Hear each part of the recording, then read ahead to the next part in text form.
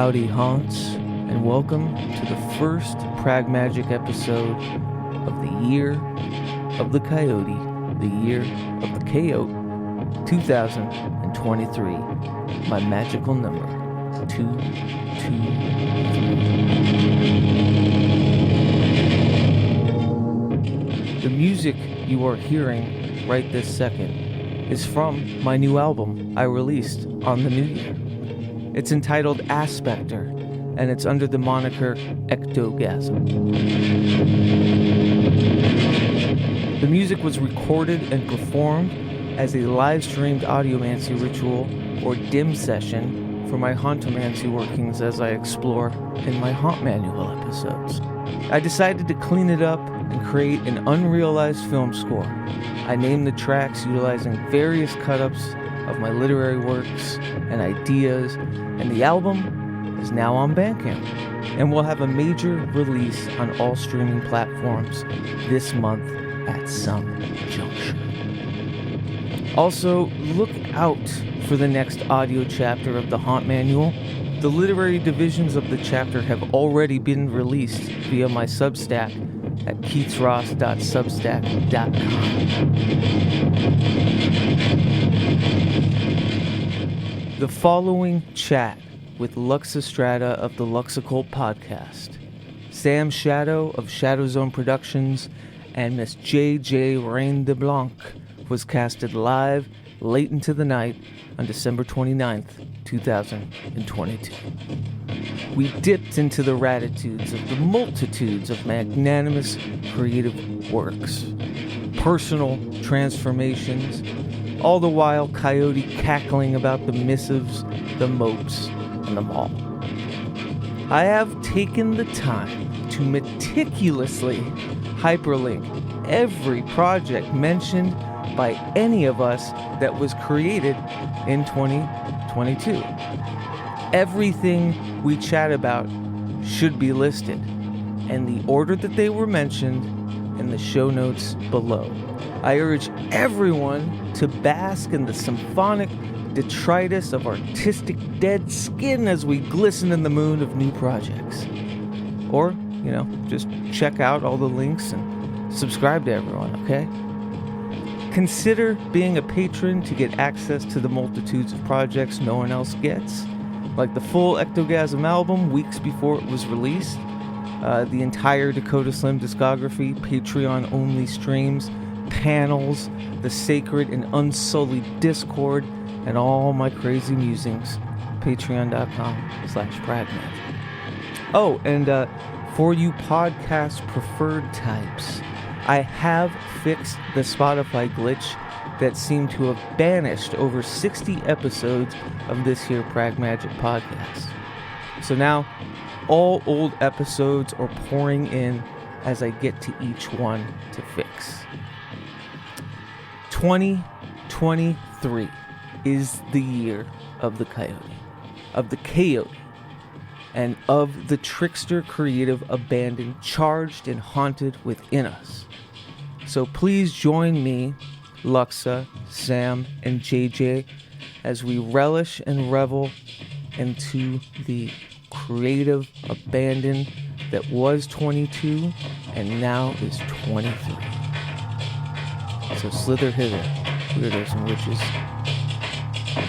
Here's my chat for the end.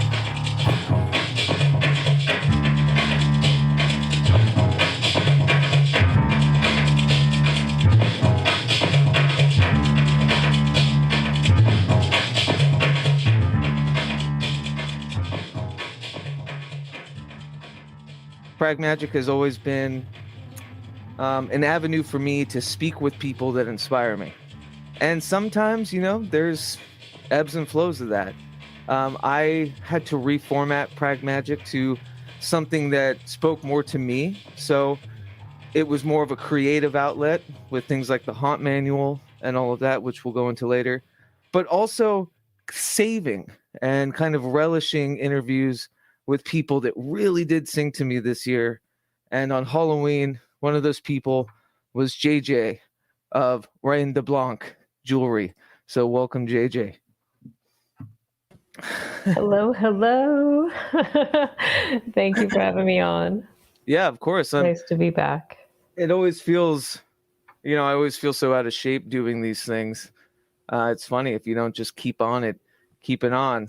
But yeah, as we were talking about before the show, going over my notes for all that was casted in 2022, it is wondrous how much shit went down, personally, especially, but also, in the somatic shared reality that we all toil in.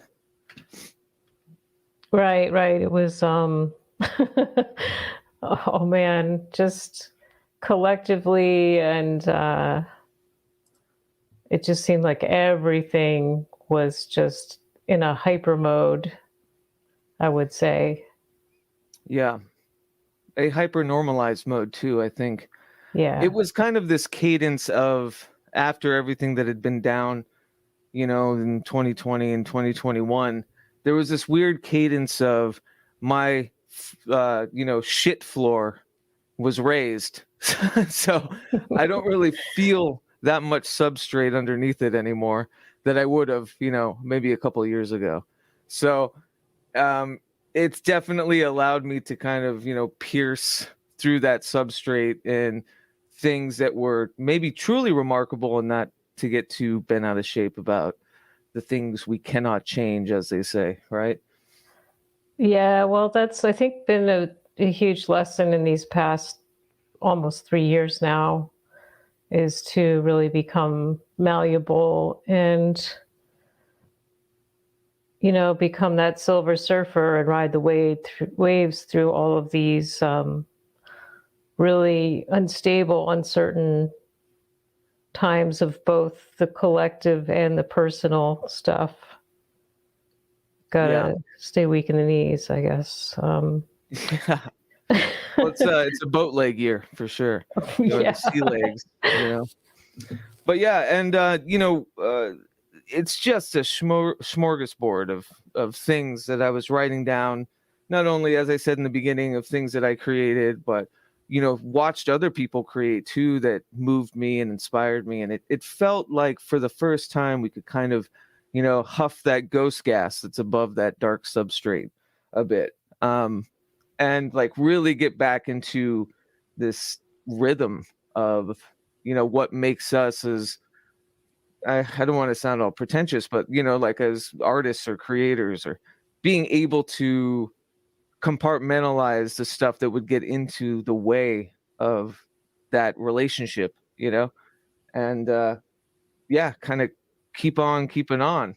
It also, magnanimously was a fervent year for personal change and growth, and relocation. I know for you, you had just right. It was this Oh year. yeah, yeah. I had a lot of there was like about 5 months where I didn't have a stable living space. So it's kind of all over the place and then finally landed here.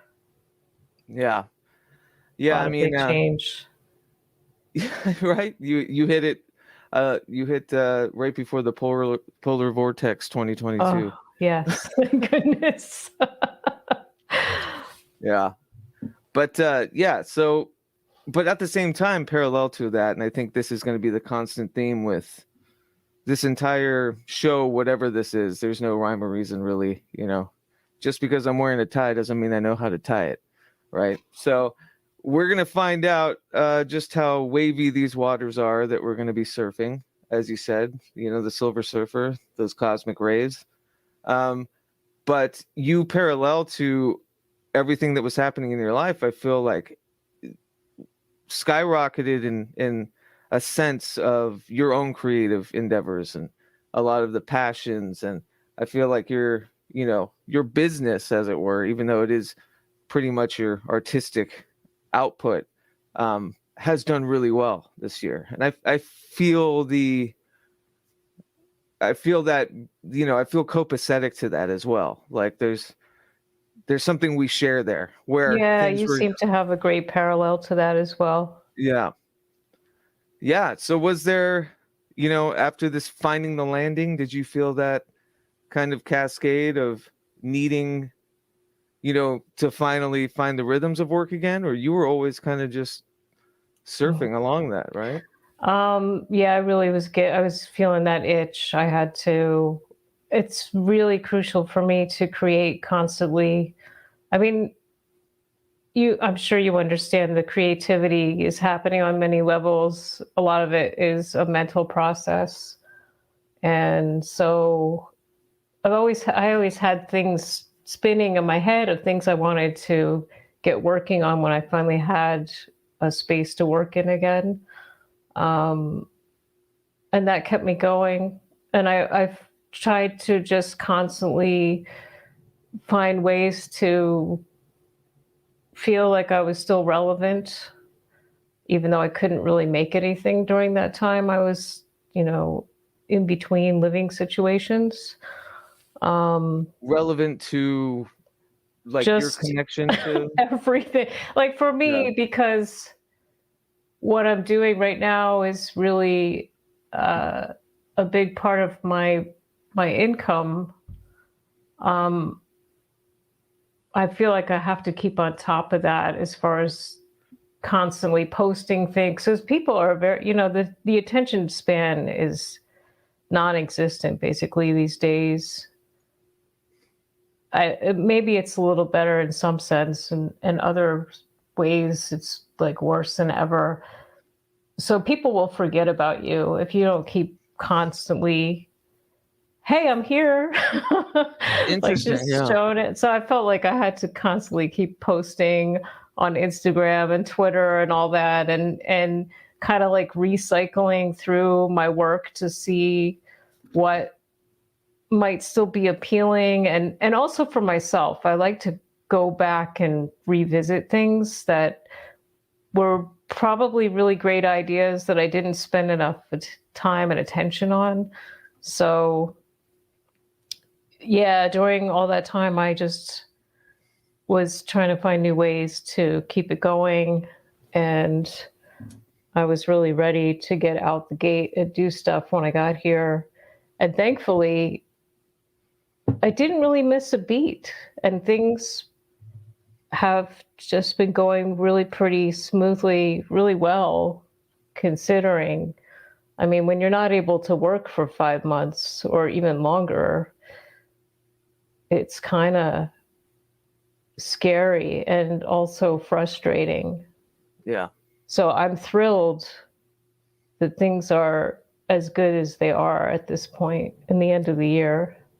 Yeah, I mean when they need to be too, right? I mean there's Right. a lot of outside factors, you know, whether it's sentimentality with, you know, familial aspects or weather, right? It's like all of these things kind of add up to this conundrum of the winter of I need to be warm and to take care of myself, but at the same time, you know, there's all of these factors that are beating down on me in a way. Yeah, yeah. It feels like there's a lot of hurdles, a lot of obstacles. Hmm.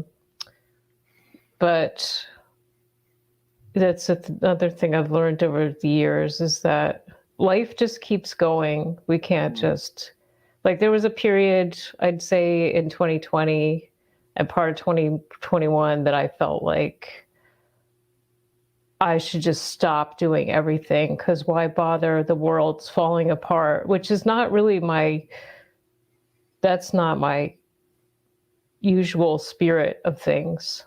I'm usually a real optimist. Hmm. But during that period, I felt really like, oh my God, I don't think I can do this anymore. What's the point? But then eventually I was like, this is ridiculous. This is just how life is. No matter what is going on in the world or personally, eventually these things, they they aren't as crazy anymore. They mellow out, and we just move through it. And Yeah. and thankfully, um, sort of recollecting myself, I was able to bring it back around and just keep going. Yeah, and I want to, I'm going to be jotting down parallels throughout this show. I want to thank everybody who's in chat and to remind people that this will be sort of a panel show too. But I say that because when I talk to you, JJ, and whoever else might come on, um, I'm jotting down these parallels, these themes. And a big one that we share, I think, was space in a very metaphorical and literal kind of construct of space, and us needing to carve out not only space to construct and to create, but space to alleviate the hardships of the day, space to feel secure, feel a bit put together, right? A little Yeah. bit, which is hilarious because to me, it always comes back down to another theme for me. And we've talked about this, is the contradiction, right? It's there's nothing I love more in the creative sphere than breaking down shit and, maybe deconstructing stuff, or, throwing shit all over the place, being just generally, just being a general miscreant when it comes to art. But at the same time, needing that kind of other end. And I think 2022 for me actually allowed me after a while, just as you, to find that gentle medium, Um, and as I talk about, I'll be playing stuff throughout the show too, just going over all the great stuff that happened this year artistically. But, it goes without saying that with all of this, there is this, how do I put it? It's metamorphosis, right? There's this transformative part of that you can see reflected in the artwork of what that time was like. And my work with Haunt Manual and these different kind of magical prisms that I'm working with, had so much to do with space. And as you had mentioned earlier, another theme is finding echoes of the past, of like kind of forgotten, wonderful valleys that you were transdimensionally wayfaring in, creative aspects. But because life got in the way, they were truncated. And so once you get your space back, you're allowed to kind of, like a ghost, move through these broken synapses in the brain and start to put things together again. And that was a huge aspect of this year as well. Yeah, it's like haunting those spaces again. No pun intended, but it is. And um Speaking of which, you can subscribe to Haunt Manual at Keats Ross. oh, But, yeah, the space though is very important. It's, mental space, physical space, giving yourself some time to just sit in quiet and sit with your thoughts and all of that, and work through things that you need to work through, and just try to really birth out something new. yeah. And that's what you were talking about with the transformation. And it's really like a transformation, a transmutation of things. Yeah, definitely a transmutation, I would say, because it really is. And, and I write about this all the time. It's that third scene, or that three scene of, finding the third mind between a past self and a want of a future self, or, kind of creating that third prism of, what was and what should be or what can be. And, to charge kind of a present. Yeah, it really is but it's also it's like allowing the echoes of the self from the past. It's not changing them. It's allowing them to kind of permeate and move through and, create something new. So I think, yeah, transmutation works better in the literal sense, right? Mm-hmm. Then because it's still a mutant, demon husk of a me that's in there. But Yeah, well, I think that's important to never forget those pieces of where things generated from or where they began. Yeah. Because they do give life to the new thing, the third rail, so to speak. I like, yes, the third rail. The electrified third rail. Deadly. Yes, But well. and we have a Sam Shadow here with us. Oh, cool. Hey, Sam. Hey, Hey, Sam. how's it going, everybody? Good. Welcome, Good. welcome. Glad to be here. How are you doing?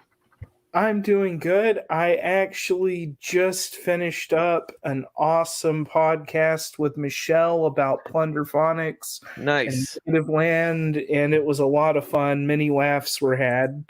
So Good. It's funny. I mean, this will be a common theme throughout the show, but I know you and I were talking last night about plunderphonics and sample culture and that how that relates to hauntology, and especially like how it relates to me and my work with the, quote unquote hauntomancy stuff. And it just, what JJ was saying, it all seems to be very tethered to, I think, this kind of overarching idea of what this year was, which was really about kind of picking up the pieces, of what was or what could have been since this huge cosmic hiccup that we've had, and kind of creating some new artworks and new pathways with that stuff.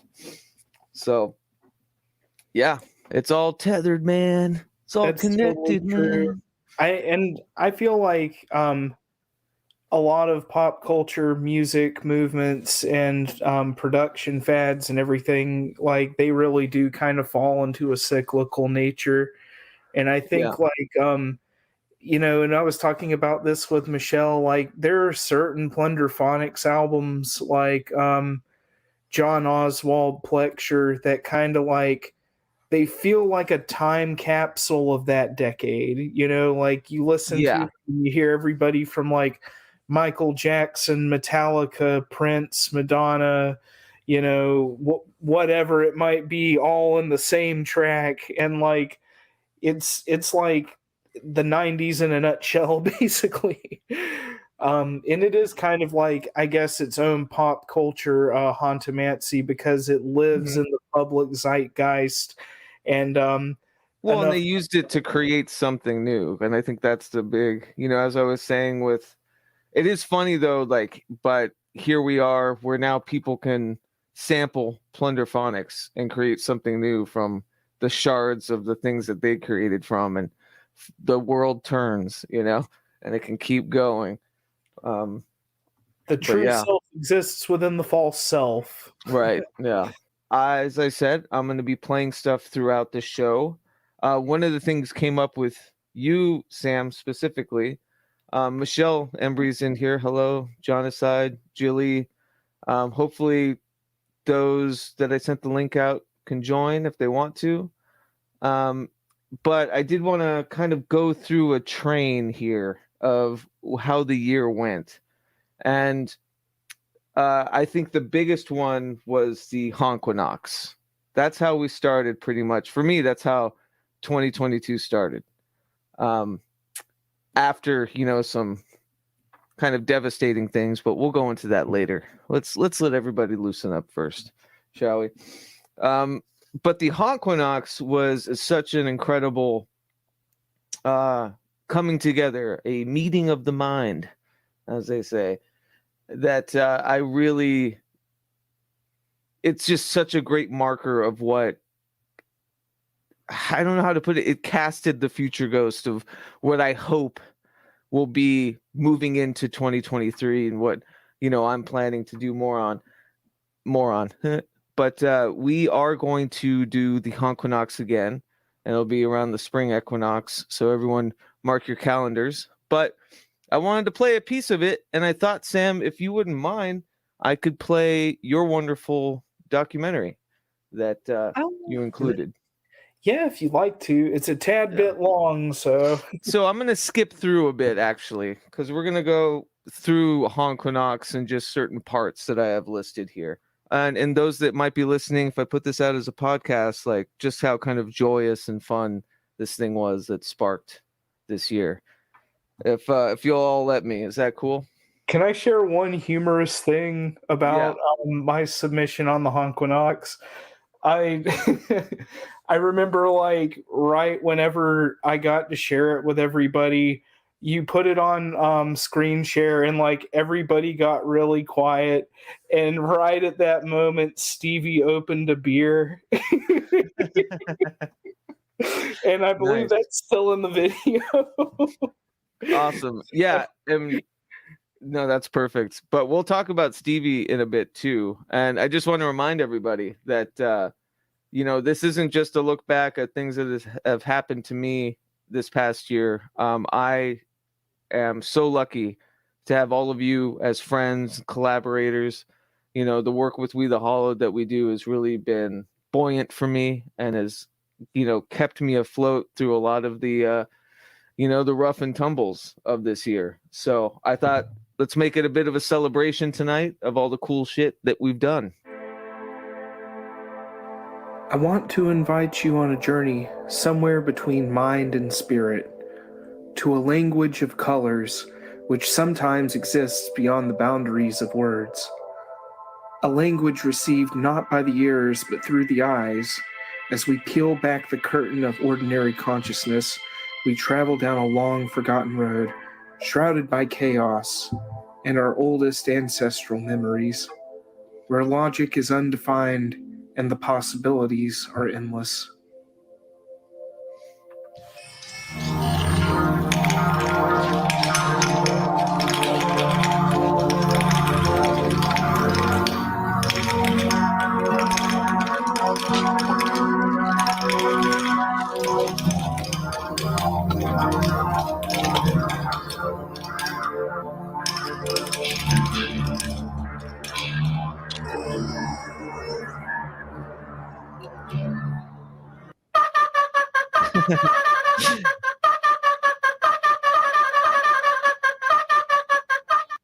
Okay, I just wanted to stop it there because that's always my favorite part for some reason. I just love when it kicks in. But please watch on Sam's channel. Sam, if you don't mind putting the link to your channel in the comments. Like I said, this is going to be kind of quick. I'm just kind of floating around the stream.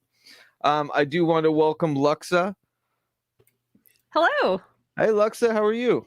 Doing pretty well. How are you doing? Good. I actually wrote down your thing too. And we'll just jump into it. This is what Luxa had to share. Again, just a snippet, not doing it justice. Please go subscribe to these people. Sam Shadow, Luxa Strata. Here we go.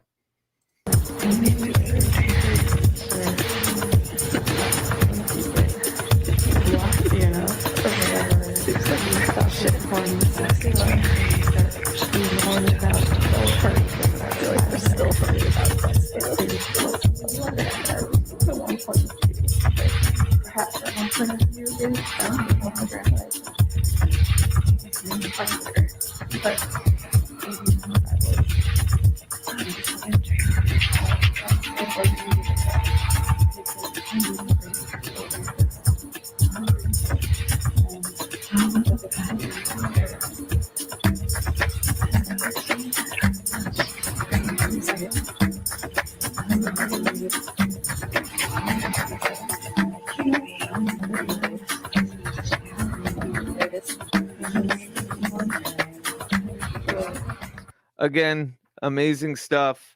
Like I said, this is all just a little tickle, a little teaser. Please go watch the Honquinox, or Luxa, you have this somewhere else, yeah? Posted somewhere? Actually, it's from an album called Kaleidocos, which I released last month. So yeah, they can find it on my Bandcamp too. Oh, tight. All right, is that just Bandcamp or luxastrata.bandcamp? Yes, that is correct. Sweet. Fuck Well, yeah. awesome. So this is what I'm talking about. Now. We did all of this, in the beginning of the year, and it spurned so many projects from it that I think we're all still working on, or it was like the genesis to so much that we were doing. I know one big one for me. Let's see if here it is. So Stevie and I are putting out a maxi single or a 3-song EP. It should be out next month everywhere. Stevie Searoth the Mage.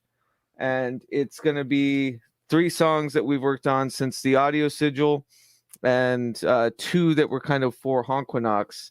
So I'm really excited about that. And this is one of the tracks on it.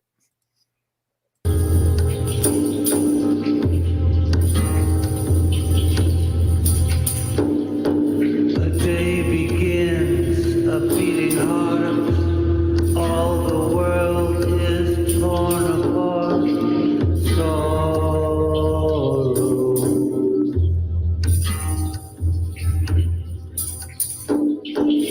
Christ the Lord returns again. Set a banquet for the King. Joyful.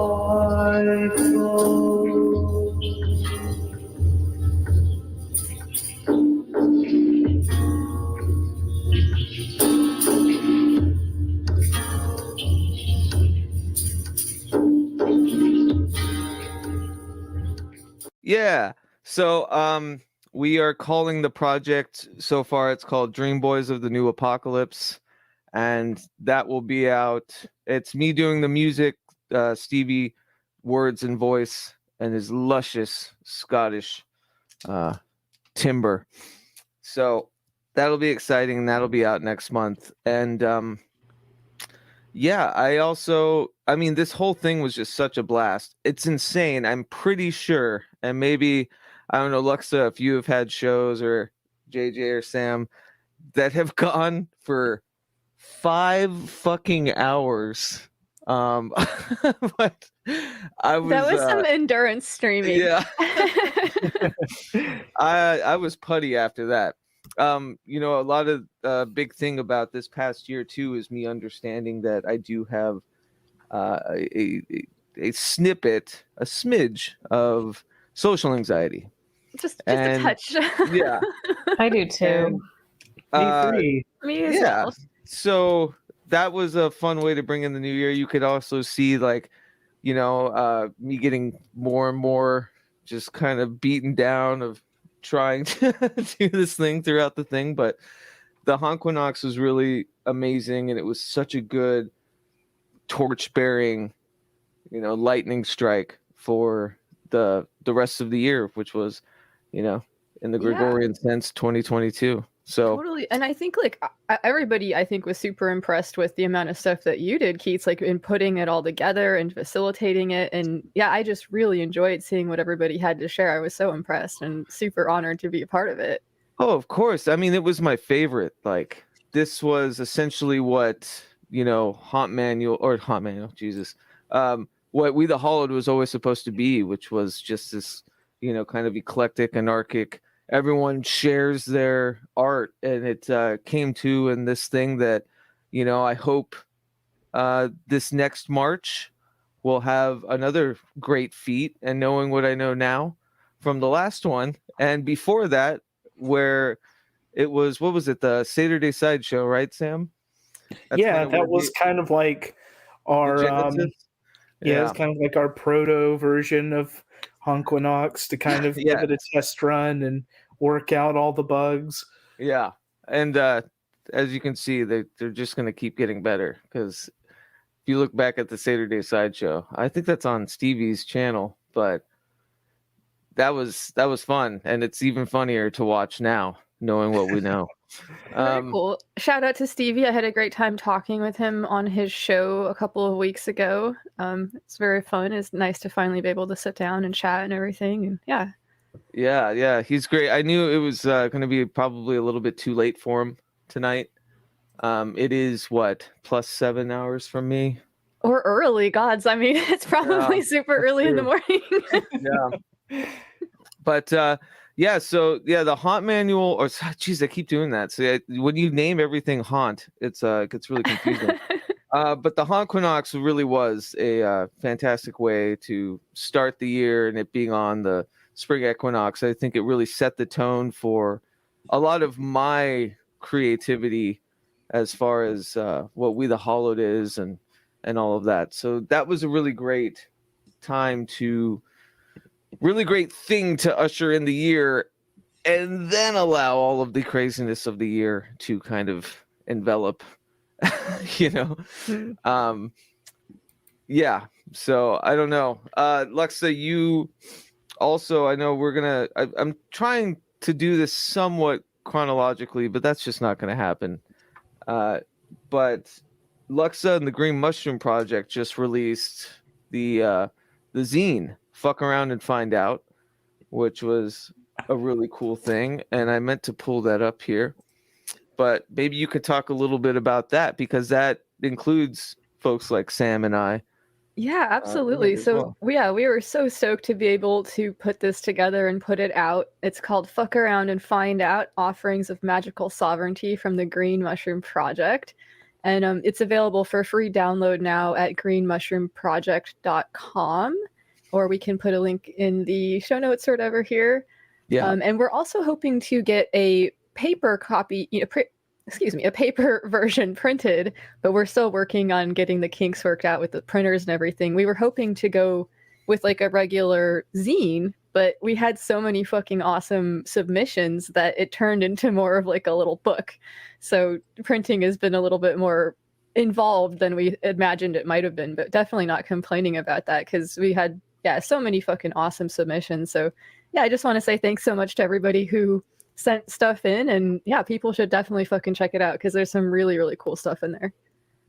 And also shout out to Joy, who basically like was the one who has made it possible and really fucking kicked ass on this project. So fuck yeah, Joy, thank you. Yeah, so Joy killed it.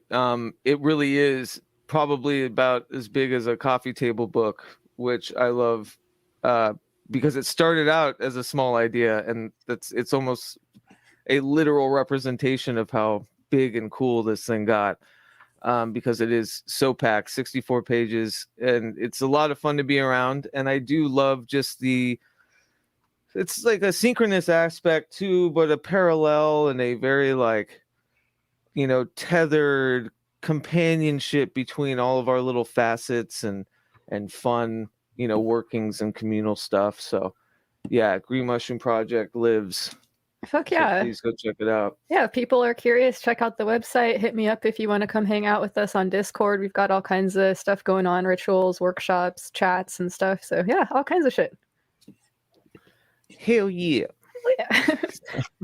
But I'm gonna have to like go back to my notes. I was telling JJ, in preparing for this, I have just an insane list of everything that went down. But there's one funny thing that happened towards the end of the year that I thought I'd play for everybody. And it was a nice little last hurrah. And basically, without giving too much away, a song of mine was featured on an Argentinian rock station. Fun. I love that. Song. Yeah. That's fantastic. They had me record a bumper for them, like, hey, you're listening to blah blah blah. So I thought I would play some of it because it is cringy and funny. So hard to Slim. Y la canción es Wailen. Pero primero, aquí hay un mensaje de la banda. Howdy, Argentina. This is Keats Ross of Dakota Slim. Thank you for transdimensionally wayfaring the jingle jangle rhythms of the haunted oral highways of the rock show. I love it. I love it. The haunted oral highways of the rock show. I love it. So that's so funny. I should. And then, sorry, I meant to stop that. But I wanted to mention that the subtitle of my album that I released is Experiments in Oral Sex. So it's kind of funny when you mention the haunted oral highways. I love that double entendre. That's great. Absolutely. Well, that's very fun. I'm definitely going to ask you to do an announcement for my podcast now. Oh, it was so goofy. It's like one of those things when I was sent the snippet and I'm listening in and I was like, oh no, this is like a professional radio station in Argentina. I'm gonna have that's so cool though. But that's super cool, man. Yeah, that's cool. Awesome. Yeah, so that was a fun little cherry on the top, but we're getting ahead of ourselves here. Sam, did you release? So Sam has been hard at work, and of like your own music, you've released a few like songs this year. I was wondering if there was anything you wanted to talk about like the process of what this year was like in music, because I think we should jump to that maybe next as a broader topic. As we are jotting down, this is my scene notation as we discuss things and try to discern the actual kind of scenic parts of what 2022 meant to us. So far, JJ and I have space and all that goes with that. But anyways, yeah, Sam, how was your creative year? Well, I think there were some musical achievements this year. I think mostly what sang to me this year was I got really, really back into painting, which I love to paint. And that's really kind of what I loosely based my whole submission to the Honkwanox on, was my paintings and sort of my own occult interpretation of what it means to bring an image to life, or to create images that might represent something that's not totally defined or in between. I did have a few musical projects this year. I released one single on the P Sneaky comp earlier this year, and I was featured on a song by KFC Murder Chicks around October, and other than that, there hasn't really been too much. I posted a few cover songs just for fun on my SoundCloud, but that was more just so people would know, like, hey, I'm alive, I didn't go anywhere. So that's really funny. I mean, that's what JJ was kind of talking about earlier, about this sort of, I think you used the word relevance, right, JJ? Yeah. You're striving to stay relevant. Yeah. And it's something I struggle with, and I think this goes back into the theme of space. And it's about, how much space we're occupying metaphorically or otherwise. And there was a lot of times this year, and this maybe goes back also to kind of a social anxiety, where I felt like if I didn't have anything like truly worth speaking about, I would just go quiet and go in hiding in a way.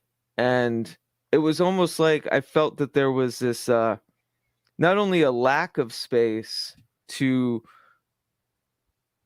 no, let me rephrase that. It was more of a profundity of space, and I didn't know where to start or how to be relevant in each, if that makes sense. And I'm not sure relevance is uniquely the word, but that's the word that I fall into as well, JJ. Oh, I lost my train of thought there. I had something to say about that, but now I don't know what it was. Yeah, when we're speaking of social media, they really are spaces, right? It's this kind of, digital landscape of ghosts kind of haunting, right? These the digital ether in certain ways, and kind of, pinging and flicking the foreheads of people that are finding it. Right?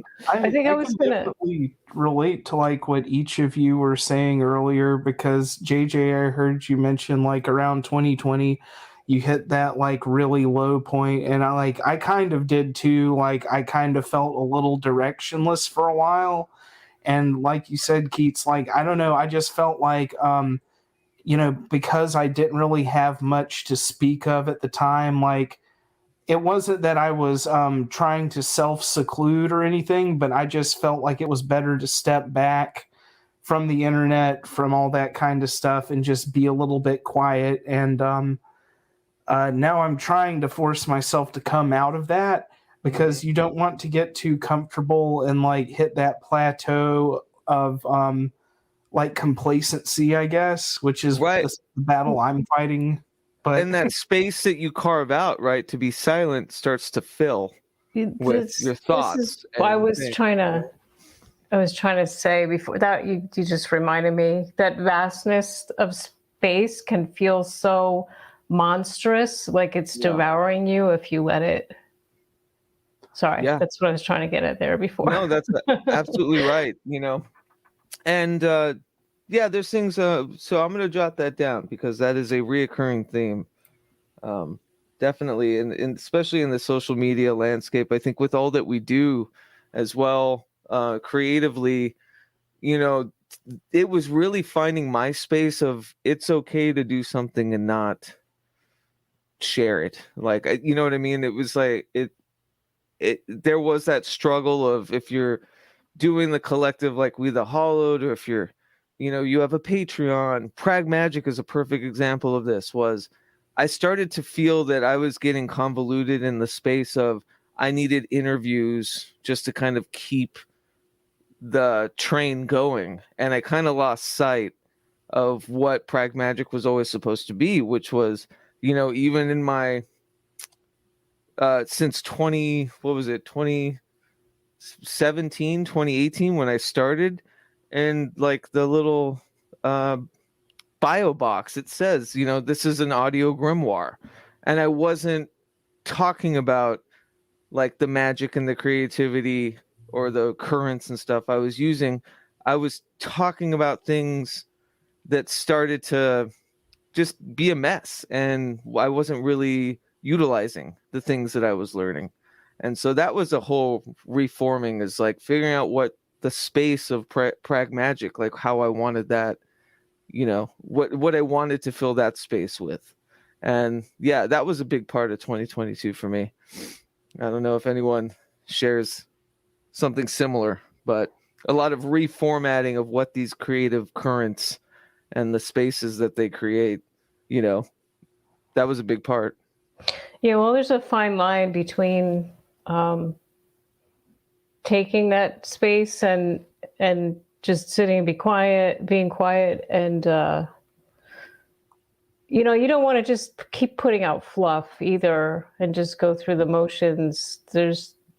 It's definitely a difficult balance, I think. Yeah, it's that, like, it's unintentionally, because I don't think any of us here necessarily fight to stay relevant, but I do understand the kind of the the pathways and things that are open when you are consistent with the the relevancy of creating and putting stuff out. And it's easy to get lost just in that and not have the genuine want or push to do it. And I think that's what happened to me specifically, and that's why interviews have kind of taken a major back seat for me,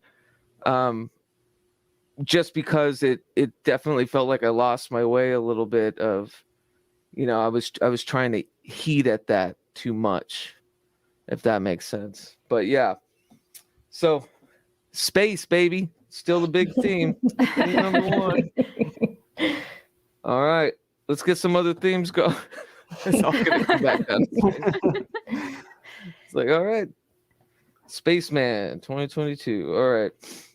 But yeah, so another big thing too, and this goes into the Hauntquinox, was I was able to create the video sigil of the audio sigil that we put out the year prior. And that was the thing that I did for the Hauntquinox, but I think it's also very showing and telling of, it was my first big taste in, if you give me the allowance to put images to your music, and run with it, then I'd love to do that. And I had never done that before. I'm just not really big on, I wasn't big on like the video element of like collaboration. I've never kind of created or, made art to somebody else's music before that. And that was a huge thing for me, and that it really opened a lot of doors within what We the Hollowed is and like what we all do with each other. And it really kind of broke open my head about finding that third mind, right, between the two people creating in two different elements of space and time, and coming together and kind of making this thing. And so yeah, the video sigil was, I think, the first big project of the year. What about you, Luxa? What was the first big project of the year for you? Well, I think it was probably starting on the album. Maybe it was making the video for the Haunt Konak stream, actually. Come to think of it, even though it's not, looking back on the video, it's like, oh man, like now that I've learned more about making videos, there's things that I would definitely change about it. And I'll probably will make a new one for the song because there's an updated version of the song as well. But Cool.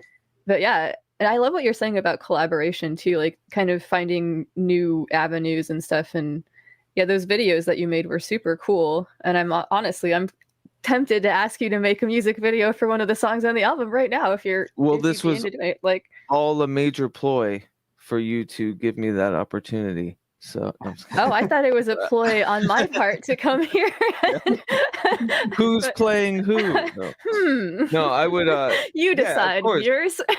I would love that. A huge project moving into 2023 is Mary's EP, and knowing like what a baby it is to somebody else, and just being there to be like, how can I, put warm clothes on this thing? How can I help feed it? Like, it's you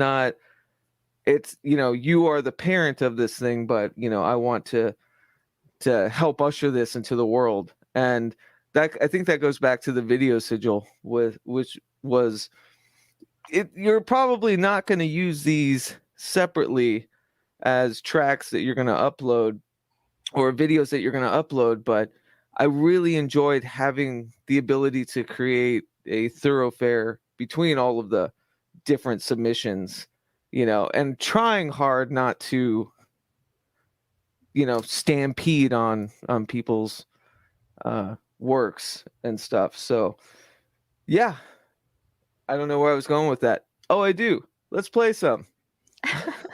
Hey. Fuck yeah.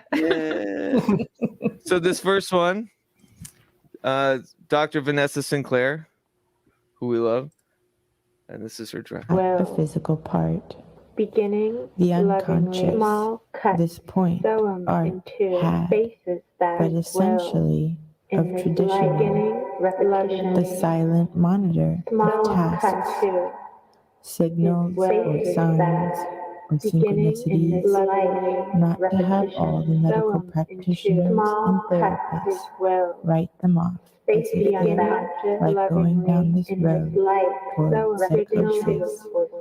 And this is a problem beginning in the people unconscious, are making so money in their lives, repetition, and rather just let lovingly, why aren't we dynamic dom of worship granted in return beginning for these the concessions is a to demographic Chinese example insisting for on naive taking over optimists before lying relations of beginning regard lovingly and being responsible.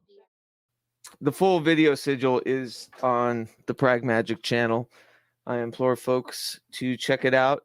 But as you were saying, Luxa, a big thing for me on this one too was when you're doing it for so many tracks. I think it's like 16 tracks on the audio sigil, 16 or 17. Like, it gets to a point where it's not gonna be as focused as it would be for a 3-minute song or like a singular piece. And I think I found that out, which is I'd rather kind of work in sporadic spurts of each track rather than trying to do another, close to 2-hour long thing or whatever. That makes total sense. Yeah. Another lesson learned. What do you call that theme? Overexertion. No, I don't know. I sometimes I just think about it as being ambitious, and you did the thing you set out to do, but now you know you can do it. You prefer something else. Yeah, that's also a good point. Is there's like a fallacy about, and we've talked about this in the past, Luxa, about these self-imposed deadlines to where they can be crutches in that maybe you're cutting corners just to make these invisible deadlines, or it's not going to be as good as it can be just to reach these invisible deadlines. And I think, not that I don't like what I did, but knowing what I know now, I would have not had been so ambitious about doing it in a couple months span, and I would have just given myself more time, I think. Yeah, I hear you. I feel like there's such a balancing act with this, right? I won't think I would get anything done ever if I didn't give myself some kind of a deadline, right? But Yeah. at the same time, like if it becomes too strict or too ambitious or whatever, then it's no longer productive, I suppose. Yeah.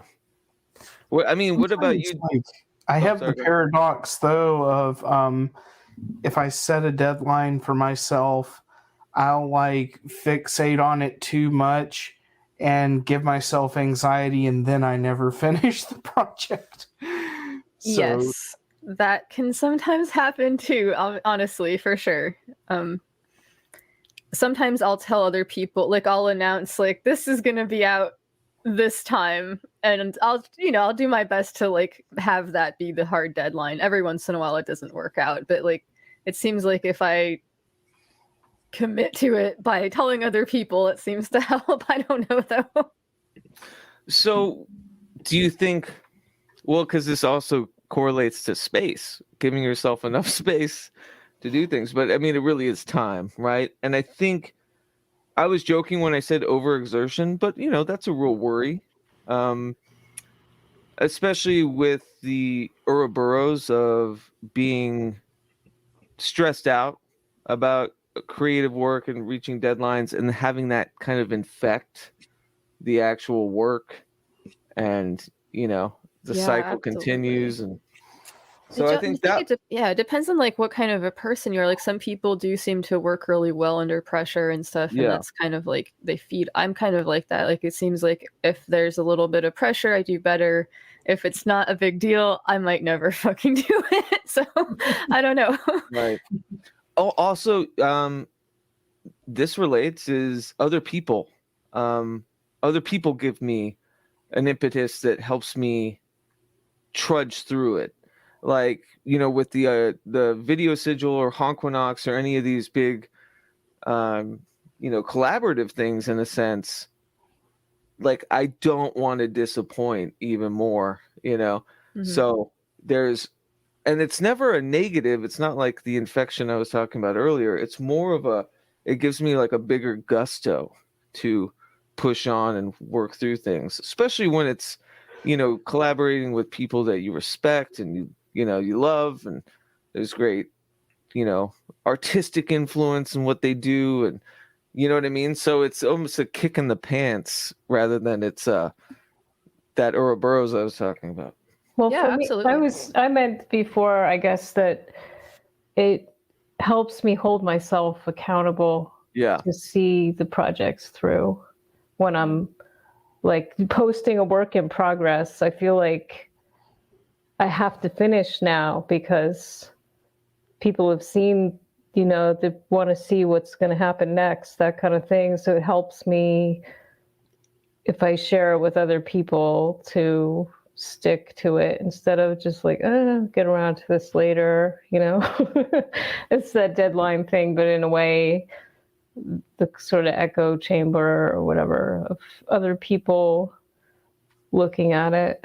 Well, I was going to ask you specifically too, JJ, and you working kind of less ethereal mediums, like you're very hard, tactile kind of, alchemical shit. Like, how is that related when you get a job, especially as we were talking about earlier this year when things are rocky and you get a commission, how is that? Do you find it like a healthy impetus, or is it a more of a, nail biting, a drudgery? Drudgery. Yeah. There are some that are drudgeries for me when I'm just not, I really just want to do something more creative for myself. And I've got this thing that's really not something I love that I got to do.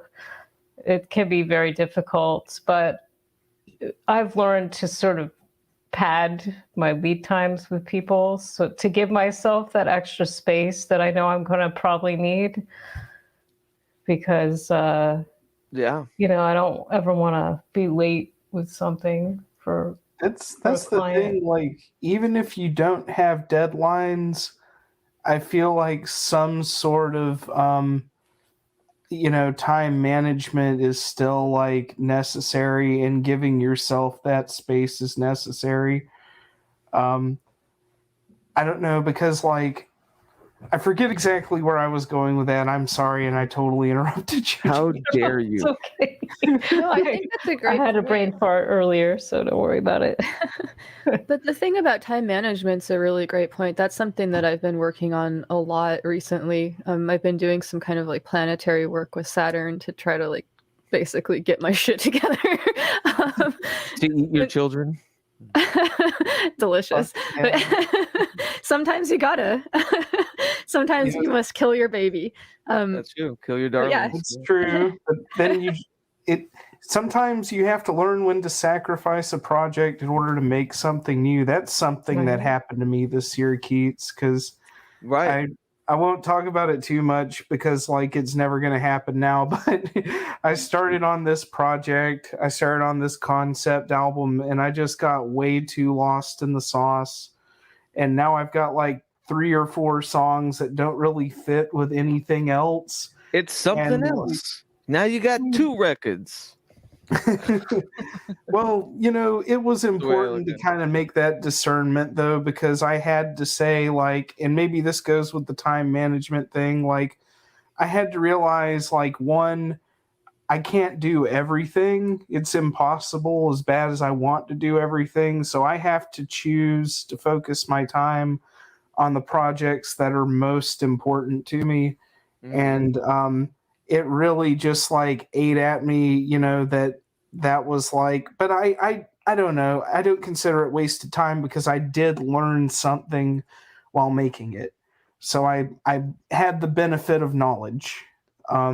Yeah, totally. And I mean, yeah, I totally feel that for sure. There was a couple of songs that I didn't end up releasing. They didn't really fit with the vibe of the rest of the stuff, and like one of them was really fucked up. Like I made it when I was like really like crazy and angry, and it's like yeah, basically like I don't know if I should put this shit out here. Like it's maybe I will in the future, but like yeah, it just seemed like I don't know. So, yeah. Well, this is a Sometimes good those are the segment best in- songs, Luxa. Yeah. But I feel Just like the- those things are part of the process, so they shouldn't be discounted. Sure. You know, Luxa, what if I was to tell you that you could start an anonymous project? And I cast know, it I out love into the it. world? I do love that. But yeah, no, just listening to this and like kind of really reflecting on it, like and realizing like I don't know, just how much of it, was sort of like projecting and stuff too. And like Yeah. I don't know. So I learned a lot from like making it and the process and all of it. And I still, I didn't like throw it away or anything. I just, it didn't feel like it fit with the sort of vibe of the rest of it. It was really an outlier in terms of being like angry and violent and like malefic and like, I don't know. Well, and I see that too, like in the macro of, meditation, magic, casting or whatever, right? Into like part of the end process doesn't have to be birthing it out into the world. Sometimes the end process really is just the reflection on it, where that came from, and letting it, swim into the shallows of, wherever you keep that stuff. Back to the void with you. Yeah. And like that was a big thing for me too. Funny in like the opposite way. Now I'm, we'll get to that later. Putting out shit that's improvised all the time, But Van Gugu, who I believe is Groucho Trout, cool. Yeah, learned my creative goals have an internal expiration date. This is what got me though. If I don't complete the project within 365 days, I often reallocate and reprioritize my attention to other newer projects. I like that. So smart. a Gregorian time limit. That's a generous amount of time too. That's a good amount of Sure. time. Yeah.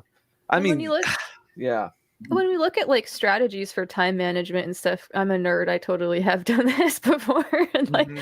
that's one of the things that they do recommend is like if something isn't getting done, it shouldn't necessarily be on the to-do list anymore. It might not be important enough to worry about it anymore. Just forget about it. You know? So yeah. think that's a good segue to another theme for this past year, and that's seeding.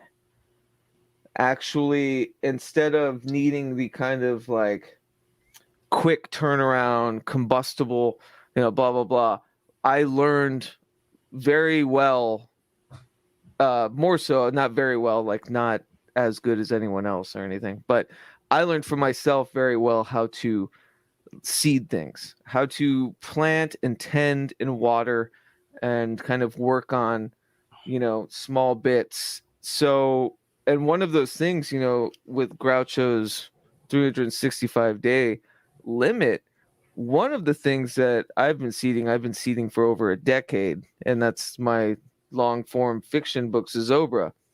But it was because I found this other avenue, with Haunt Manual, which not only, I'll put it this way: when I was a kid, my grandfather told me you got to pick a lane, and I said, "But what if I want to like drive all of them? Like, what if I want to do it all?" He's like, "Yeah, but you're not going to get great at any of it because it's going to take too long." I said, "Yeah, I don't care. It's not really about being great at it. It's just about, you know, having fun on the expressway of every pathway."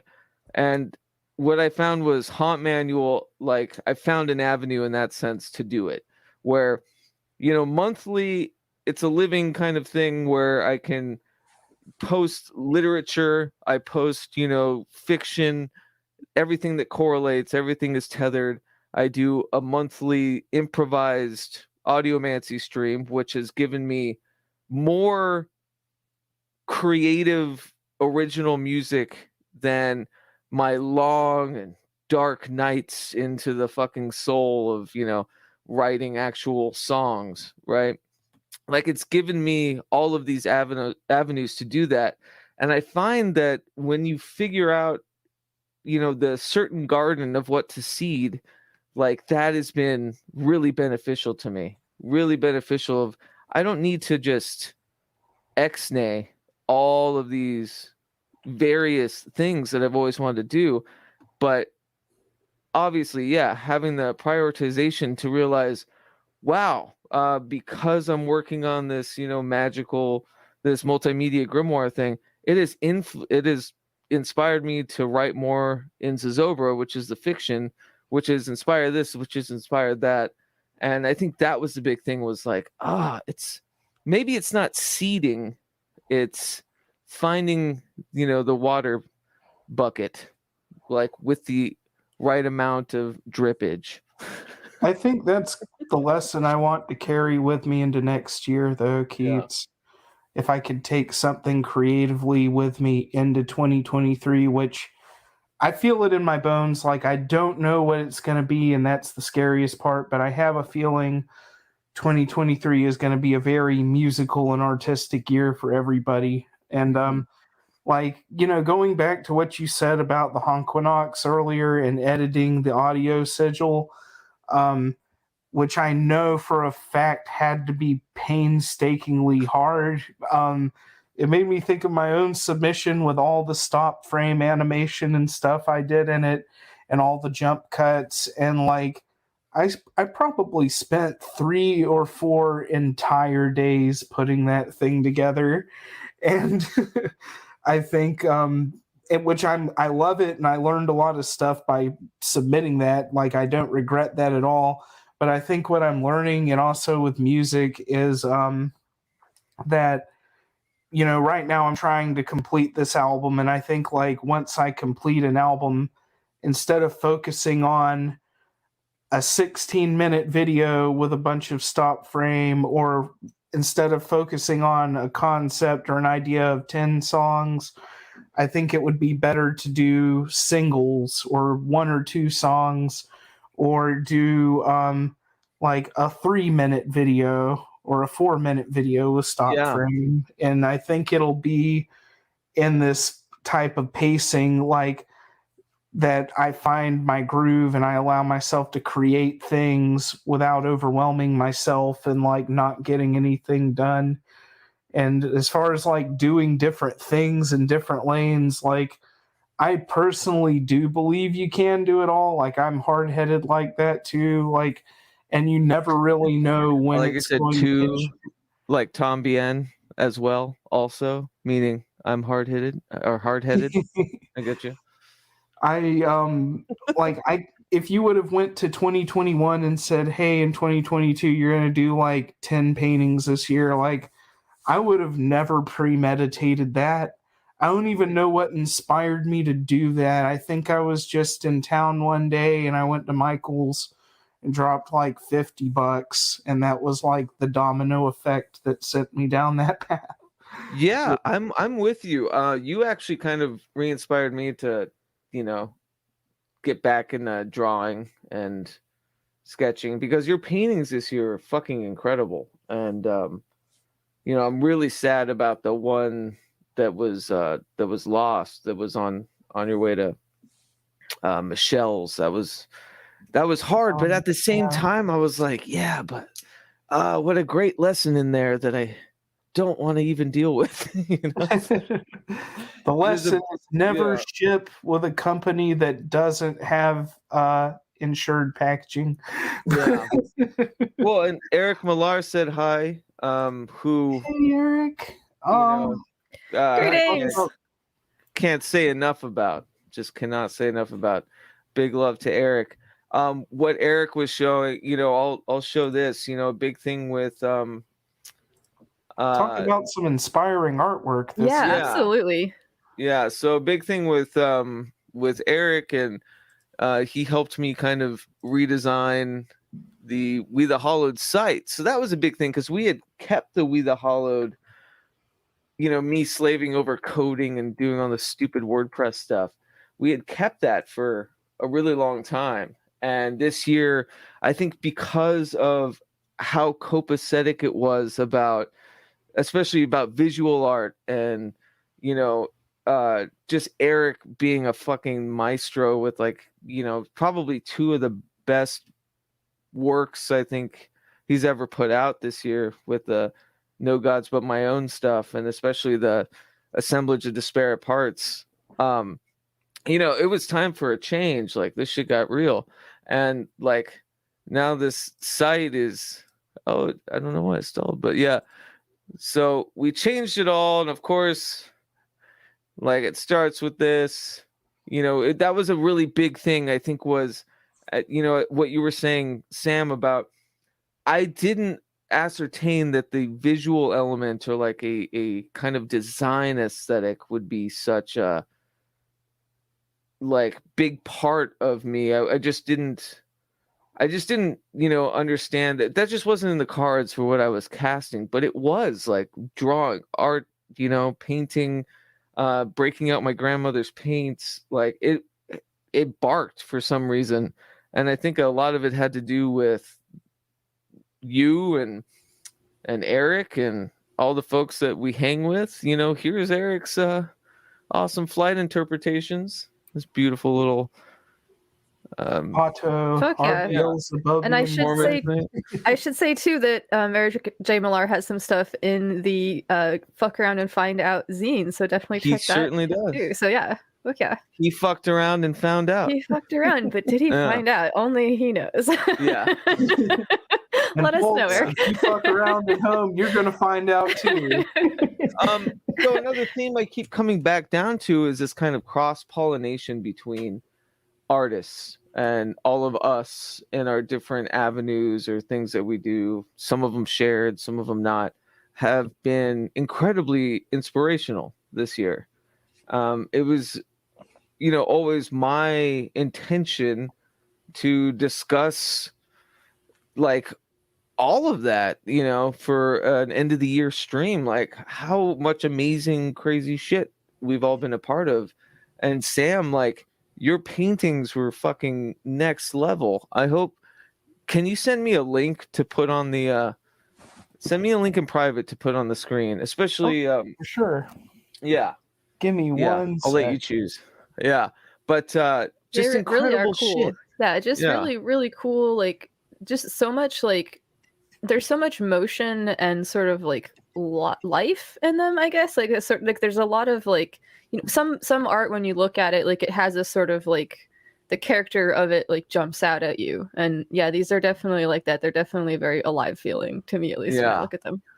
Oh, and I Thank do want to you. give a special shout out because another big thing about this year was my good buddy Logan Ford and the land that was acquired in New Mexico. I think I did a public stream about it. People know on Patreon, and of course, all of you know of that stuff working. But he's the one that that animated this stuff, Oh, fuck and yeah. Very cool. you know, the bullhead and all of that. So that's Mr. Logan Ford, who's down there in New Mexico right now, talking about seeding that land, you know, tending to working on that stuff. So yeah, that was a magnanimous year for that, for sure.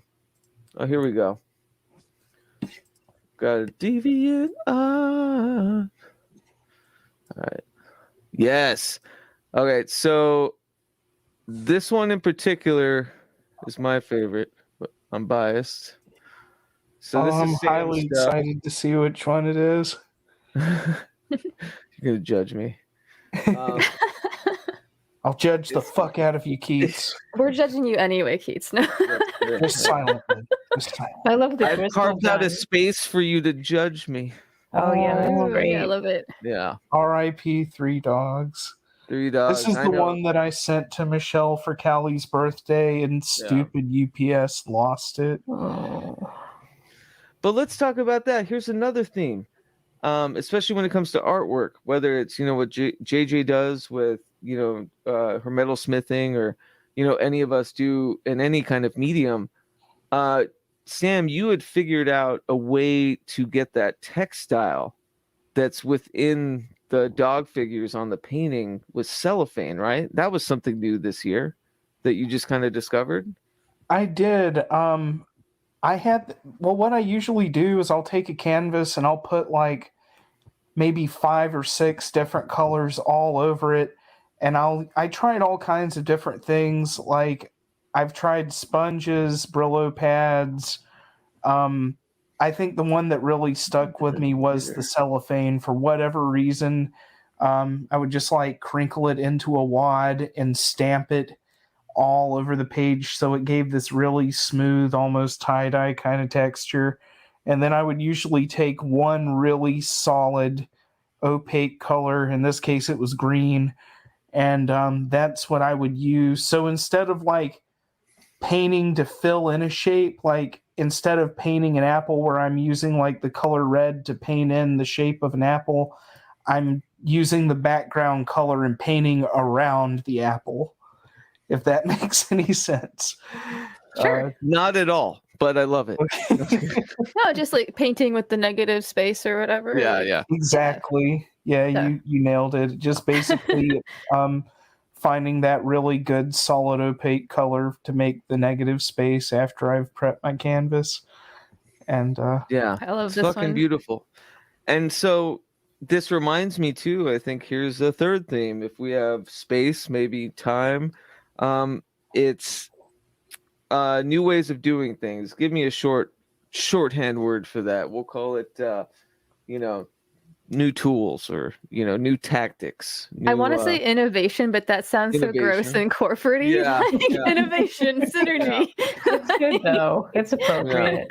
Ghost effects. But like, no, straight up, this year had shown me personally a lot of different ways, different avenues, different tools of kind of, you know, painting my own canvases. What about you, JJ? What has kind of opened your world? Well, I wanted to say, I think it is important as creative people, as artists of any kind, that it's good to use different mediums like this whenever you can. You shouldn't limit yourself at all. Just try all sorts of things. Because for me, I mean, people don't really know it now because I'm really focused on the metal work, but I had done quite a huge body of work with collage, paper collage in different mediums, and painting and photography and sculpture, printmaking, all kinds of things. And those, even if you don't feel successful in using those mediums, and maybe you give up on something, I think dipping into that well, it does enhance the strong points that you have in other things. So if you're a painter and you branch out into, I don't know, I'm just trying to think of just anything like sculpture or whatever, into three-dimensional, there's something to be said about those other mediums that may help you convey what you're trying to say. You might, like for me, I always felt very frustrated that I couldn't just straight out paint something with paint on a canvas and be satisfied with the end result. So I would just kind of try all different things to convey an idea ahead in my head. And sometimes I felt like there wasn't even, like sometimes I thought I might need to use music or video or something to get it out. So I think it's good to try out these different things. And for me this year, this new year, I want to tap back into some of these other projects that I had put on the shelf for a while, as far as drawing and painting and doing collage work again in mixed media. I felt during the time that I was not able really to create, I thought, oh gosh, I really need to revisit these things, because they do sort of produce different work for me in the metalsmithing and I other totally things. get what you mean. And I've never done jewelry making, but I actually, I've done several metal repousses or bas-reliefs, and it's something I've maybe only done 4 times in my life, but I don't know where it comes from. I just have a natural knack for it, and every time I did one, they came out really, really good, and it's something that if I had the copper, if I had the materials, I would continue working with it, just because I find it so fascinating. But I Yeah. agree with you. I would though, love to see that with your work. You And could these probably are- do a lot. I just wanted to say these are gorgeous pieces, JJ. Very, very Oh, cool thank you, stuff. I love Luxa. it. Thank you very much. I love Yeah, the no, Hades I mean- ring. Yeah, I Yeah. love the way that the stone itself is like showcased. I'm a huge like mineralogy nerd and shit, and so yeah, these are fucking really cool. Thank you. Yeah, absolute genius. Yeah, and Dionysus. You can I tell know that's for a piece of amethyst, right? oh Yeah. birth me and Lux's birthstone. There you go. Yeah, Boom. Dionysus Talesman. That's perfect. I love it. Cheers, Keats. Thank you. But yeah, I think for me too, a big aspect was not only finding, new avenues to help kind of broaden or find that bright-eyed, bushy-tailed, whimsy of I'm excited about what I'm creating, but was kind of deconstructing old ways and remembering, I write about this in the latest Haunt manual, was this aspect of myself that I've held since I was a little kid, tinkering away at 4-track cassettes and circuit bent instruments, while everyone was Yes. asleep, like alone in my room in this, laboratory as a mad scientist, blowing things up and fucking everything up, but like just absolutely enjoying it, and my last magical working was about like invoking that aspect, or at least like, projecting it, around me. And that may have to do a lot with space as well, but it Yeah. really has been about kind of re-energizing, the exciting experimentation aspects of creativity, and I think that has been a big thing for me this year. Not only the experimentation, but like the improvisation, and also getting over the fucking, those gnawing little gnats of social anxiety and saying, I picked these random instruments and I'm going to hit live on a live stream and do a magical audiomancy working, and it's going to be improvised, and that's what it's going to be.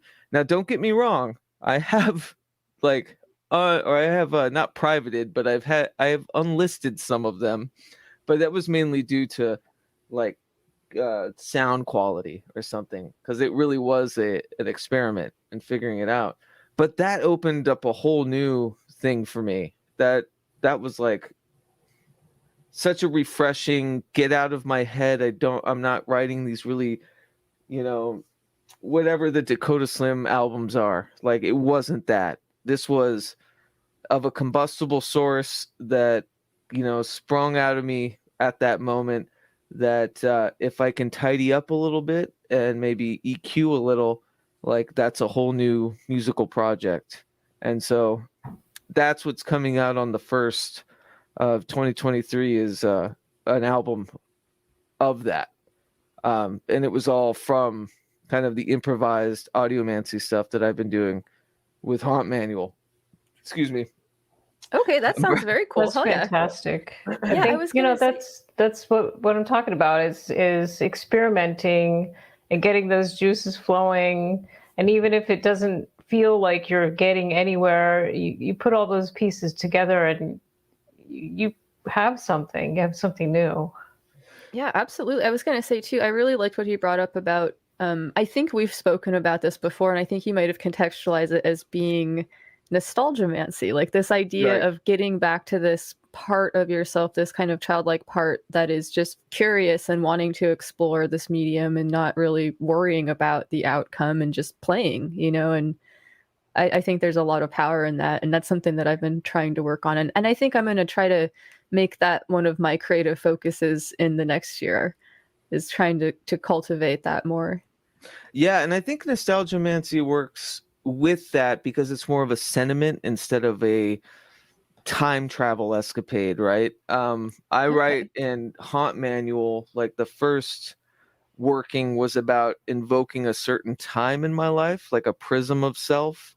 And it was like probably the most insane like aspect of this past year, where after this working, it took me literally back to the quadrants of where I was. And the year was 2017 that I was working with, but I'd used the, talisman, the, instruments and these artifacts, and did this whole audiomancy ritual. And next I know, like out of nowhere, I'm back in the house where like Mary and I met, and I'm staying there, like where we met in 2017. I'm staying there this year, and I'm, working with the organization and all the people that I hadn't worked with since 2017. And it just thrusted me back. And this, it's funny, if you read Haunt Manual, you can tell where I'm like, okay, that was cool. Not going to do that again. Let's now work with an aspect of self. It's like, let's work with an aspect of self,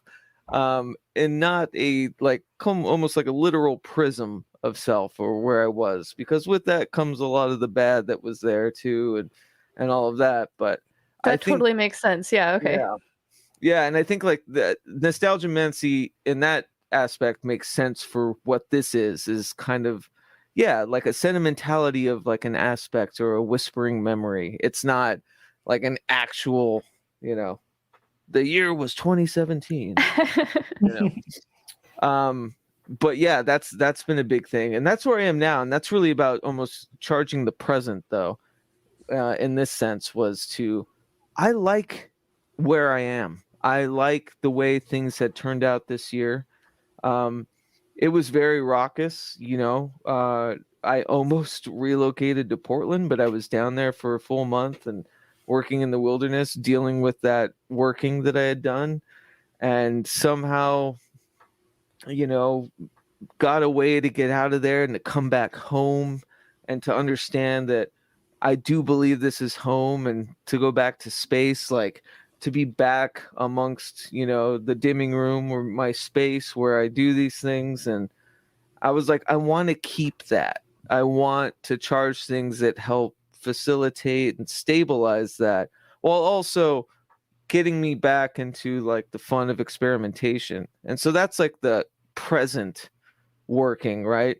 The next one, which we'll talk about later, because I ended the year with, this amazing communion with Bobby Hale of Temple of Babylon Gronzon, and realized, holy shit, you can channel kind of like this future ghost of self and commune, and like, this big like prospect of self kind of working.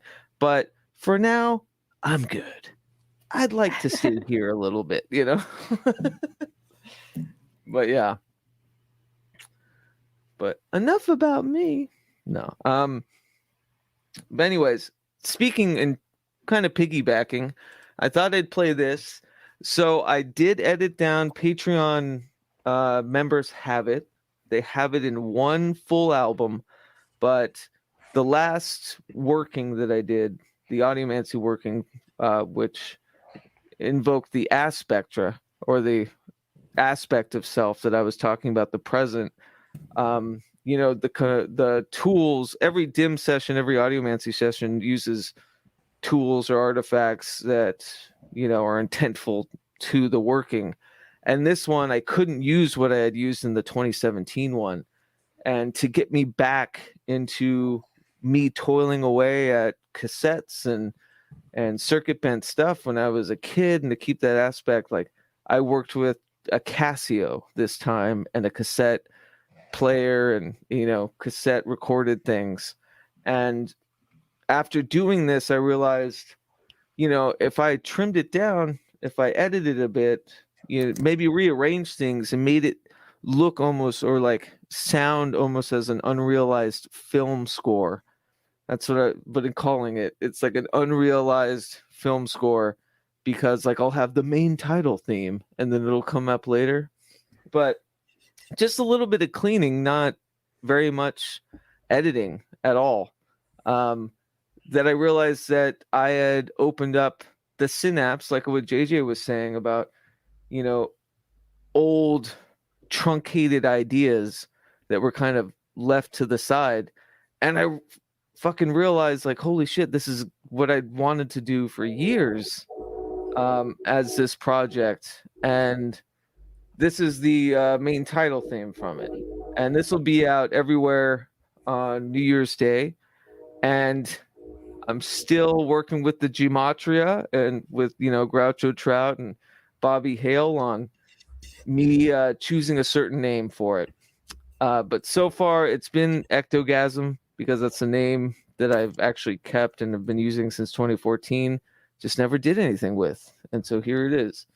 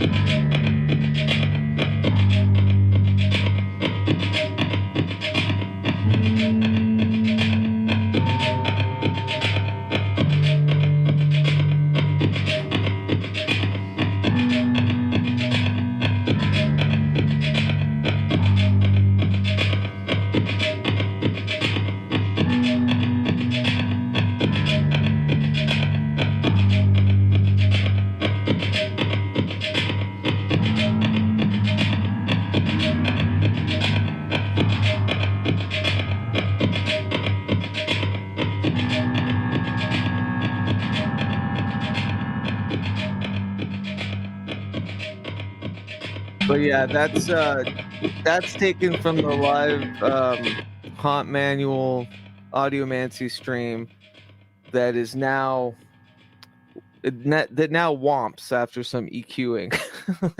I really liked that, Keats. I thought Yeah, that me too. like It was went great. pretty hard. That was Thanks. awesome. Yeah, Fuck yeah. but that's the thing. Like, I would have never have done that if it wasn't for the workings that I've been doing within Haunt Manual and Hauntomancy. Like, I would never have pressed live and said, "Here, all you have is a keyboard, some effects, and this cassette machine with some old tattered things that I recorded in the past." Like, it wasn't, as you were saying, Sam, like that painting wasn't in my mind for this year.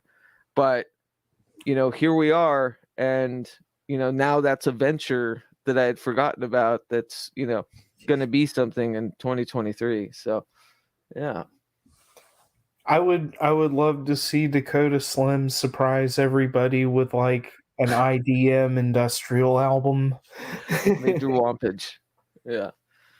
Hi, Mary. Everyone say hi to Mary. Hey, Mary. Hello. Hey, Major Mary. Wampage. So I just wanted to say thank you so much for having me. I got to dip out pretty soon here because it's getting super late and I'm super I know tired. it's so But, late for all of you. Yeah. yes, Thank you so much for joining. Yeah, and Happy New Year's to y'all and to Happy everybody New Year. watching everything. Fuck yeah. Haunt on. So Haunt on. Yeah, that's always good. fuck yeah. All right. Well, take right. care, everybody. Good night, Luxa. Thank you again so much for letting me do the Green Mushroom Zine, Luxa. Yeah. That was like really one of the highlights of my year, and I appreciate that. Thank you. Oh, thank you so much for contributing. Yeah, I really appreciate it. And yeah, super stoked to have your dope stuff in there. So thank you. Awesome. Thank you so All right. much. Big Have love, a great Luxa. night. Yeah, much Here's love. some more collaboration. Much love. Much Haunt love. on. Fuck yeah, haunt on. All right. Later, Haunt on. everybody. But yeah. I think that's the other theme of this year was, finding these different avenues to help charge and kind of scare yourself too. Right? I mean, pressing live, like I'm not being able to use ectogasm, which is my guitar that I'm comfortable with, which I've used in other audiomancy sessions, just as like a totem. Like I just wouldn't have never have done that. It didn't occur to me. It's like, yeah, you have acute social anxiety. Why don't you press live and fumble around on a Casio keyboard? That sounds like great, So here we are, 2023. Keats fumbles around with the Casio keyboard, the movie. You fumble around with it enough, you might get an album out of it. I'm just saying. I mean, I do. It's from that. I gave it to Patreon people, patrons can listen to it. It's about 45 minutes long. It's edited. It's EQ'd. It sounds a lot nicer and brighter, cleaned up. But that's the first Ectogasm record that will be out New Year's 2023.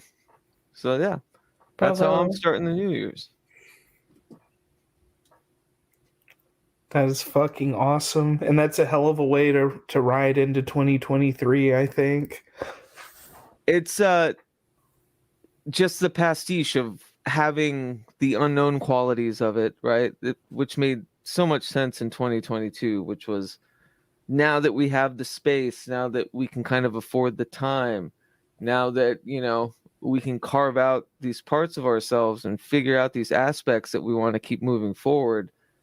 Yeah, it just makes sense. But I think that kind of works for both you and JJ, Sam. Like, I think that's maybe just a kind of general want or a general need, I should say, not a want.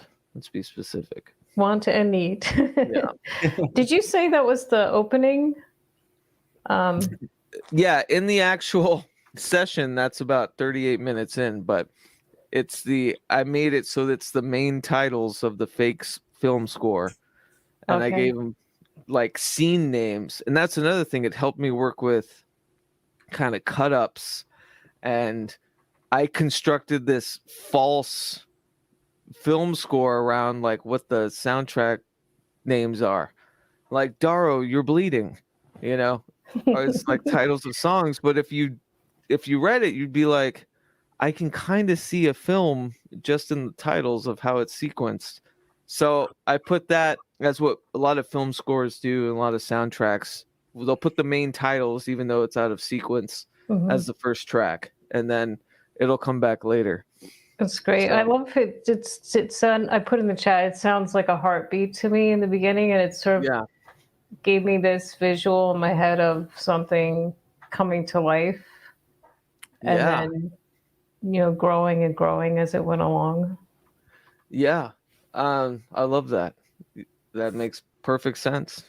I was Giving just birth to a little silently baby. waiting for maybe like a light ambient synth to come in on top of it, or for like a distorted vocal. No, it's perfect as it scream is. through a megaphone. The megaphone, I like that. Yeah. Stigmata. But yeah, I think overall, as Raka says, this past year was, I think finding the outlet to, you know, to Haunt Manual and being able to work on and seed all of these things monthly, while, you know, 2023 is going to finally, I'm going to rip off that Band-Aid, and 2023 is going to have my first book published. And that's going to be, I thought it was going to be Zozobra, but I'm going to need more time on that. I'm always going to need more time on that. But it's going to be Haunt Manual. And so after the next ritual work, which kind of closes out this volume, you know, I'll then hopefully go back with Michelle Embry. You know, we'll do like a print edit for the book, and I'll add stuff, take away things, kind of rearrange stuff. So it gets to live and breathe as, you know, the Substack posts of the chapters, but not, you know, also it's the audiomancy rituals and, you know, doing what PRAGMAGICK is on, really on Spotify, because I still don't understand why Spotify took away 65 episodes of this show, but in a way it kind of helped, because now it's pretty much just Haunt Manual stuff on Spotify. But yeah, it's given me like this ability to seed and do all the things within a vernacular. Now the crutch is, if you don't like what it says on the Substack, then you're gonna hate the audio podcast play, and you're gonna really hate the book, you know. So it's one of those things. Well, it's very exciting. Congratulations. But yeah, this is where you can find the posts. Keats, Aside my from, expectations were so high. yeah. Oh, shut up. I know that was sarcastic. They were so low, you know it. No, but yeah, aside from the like haunt letter thing, which is just an aggregate thing, but yeah, these are all chapters of the book that will be out after the next couple, and some editing. And again, I'm saying Michelle Embry helped me edit as like a kind of bullying tactic, that I said it on the internet. Now everyone thinks you're going to help me edit it, so you got to help me now. So, of course, I'll pay you, but now you got to help. Be in print. Even though you hate it, Michelle, it's the worst thing you ever read. I'm sorry. You got to help me do it. But She's been DMing me all week long about how much she disliked it. I'm sorry. I didn't want to tell you this on stream. But... so close.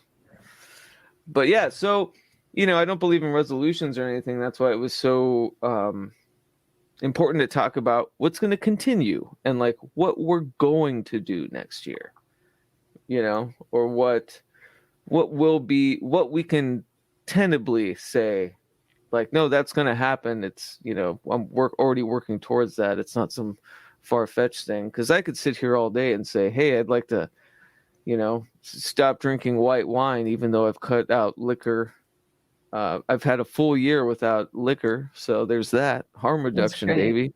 But or, you know, cut down on cigarettes. Yeah, of course. I'm always gonna want to cut down on cigarettes. I mean, that's just the thing until you quit smoking, right? So we can spend all night. We can spend until next year talking about all the things that we hope or wish to have happen. But what are some of the things that you're going to do, because you know that you're seeding it now, you're working on it, it's inevitable? What are those like tangible things? JJ?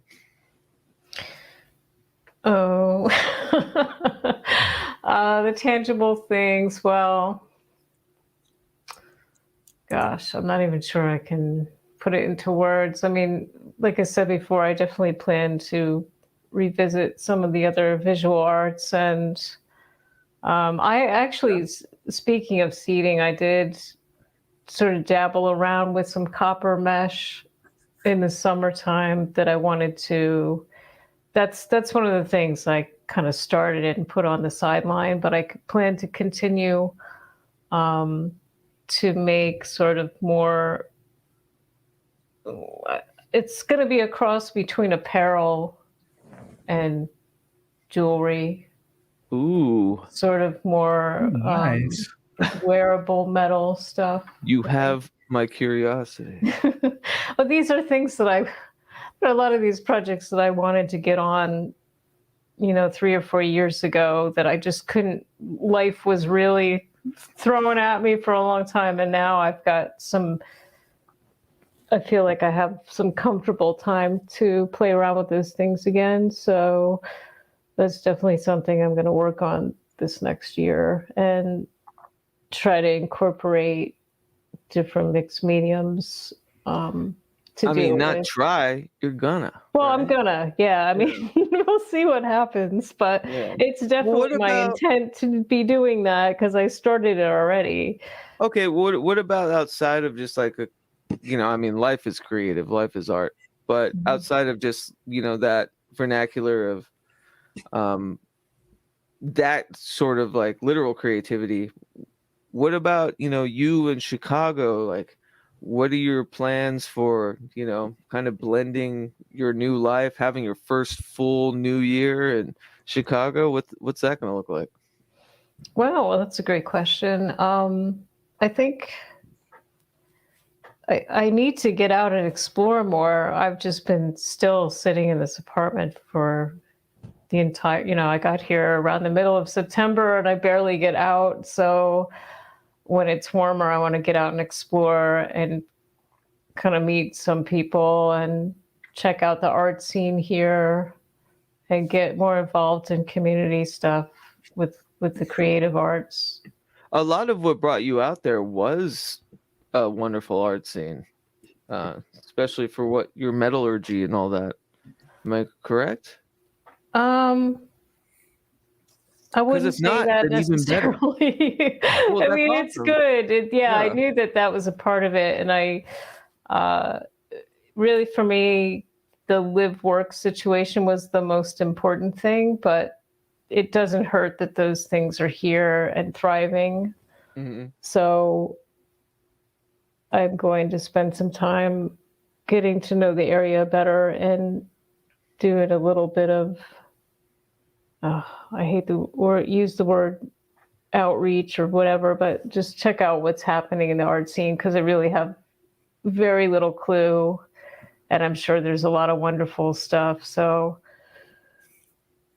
that's what I'll be doing. I mean, yeah, Chicago's a mecca for a lot of fantastic things. And yeah, I'm excited that that's not a major reason of why you went out there. Because to me, I'm like, oh, wow, that's going to open a whole, slew of folks that are going to be interested in what you do. And,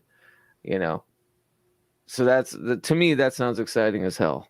It is for me. Because I have such a connection to the East Coast and New York in particular. So it'll be a whole new scene for me here that I know a lot of people. So like pretty much everyone I know has been through Chicago or lived here or, has spent a good chunk of time here. And for me, it's brand new. So I know, there's a lot to. Earlier this year, they had the very first Austin Osman Spare exhibit in America ever in Chicago. It was called Psychopathia Sexualis. But Yeah. Chicago does have. I've never been to Chicago. I would love to visit one day, but it does have like a really awesome art scene and even a bit of an occult influence behind it. Oh, 'Cause definitely. Oh, and I mean, that's JJ's where already in Michael there. Bergio lives, and Yeah. sometimes they'll do lectures or have specific galleries and things like the Spare exhibit come, and I think that's pretty cool. Yeah, there's a lot of culture here. Where's Zolo Jesus located? Oh, Never I asked. think Is that English? I think Wisconsin or Oh, Wisconsin. I don't really know. I Wisconsin, think England. she's got a couple different homes, but I Okay, think cool. I'm pretty sure she's from Wisconsin, and I know that she lived in Arizona too. As we all I'm do not sure. in our I think- darkest days, JJ. As we all do. I'm just kidding. Why are my parents in Arizona? Some people's darkest, some people's lightest. Right. And never the twain shall meet. No, I love that. I only asked about the Zola thing because, Sam brought up the kind of occultnic side of it, and I'm like, Yeah. JJ's already there. Yeah. Well, no, I adorned- know that didn't there's know a that. lot of like deep-seated occult stuff going on here in Chicago, so but also I'm fully aware of that coming into it. the What's that? occult. I'm just kidding. No, that's been a big thing for me. I think it's I'm gonna just so have to run broad, that ridiculous. art It's hilarious to have any for absolutist Luminals. idea about it at all. Anyway, But yeah, that's been a fun year finding out. Oh yes, Than yep. that. It's just a shit show. It's but fuck around and hilarious. find out. Yeah, exactly. Yay. Also, She said the line. she did. She said the line. Yay! Good word. Ding ding ding ding. Well, what about you, Sam? What are things you're going to do? I have it's kind of ridiculous. simplistic, realistic goals, and I think my biggest battle will just not be getting distracted.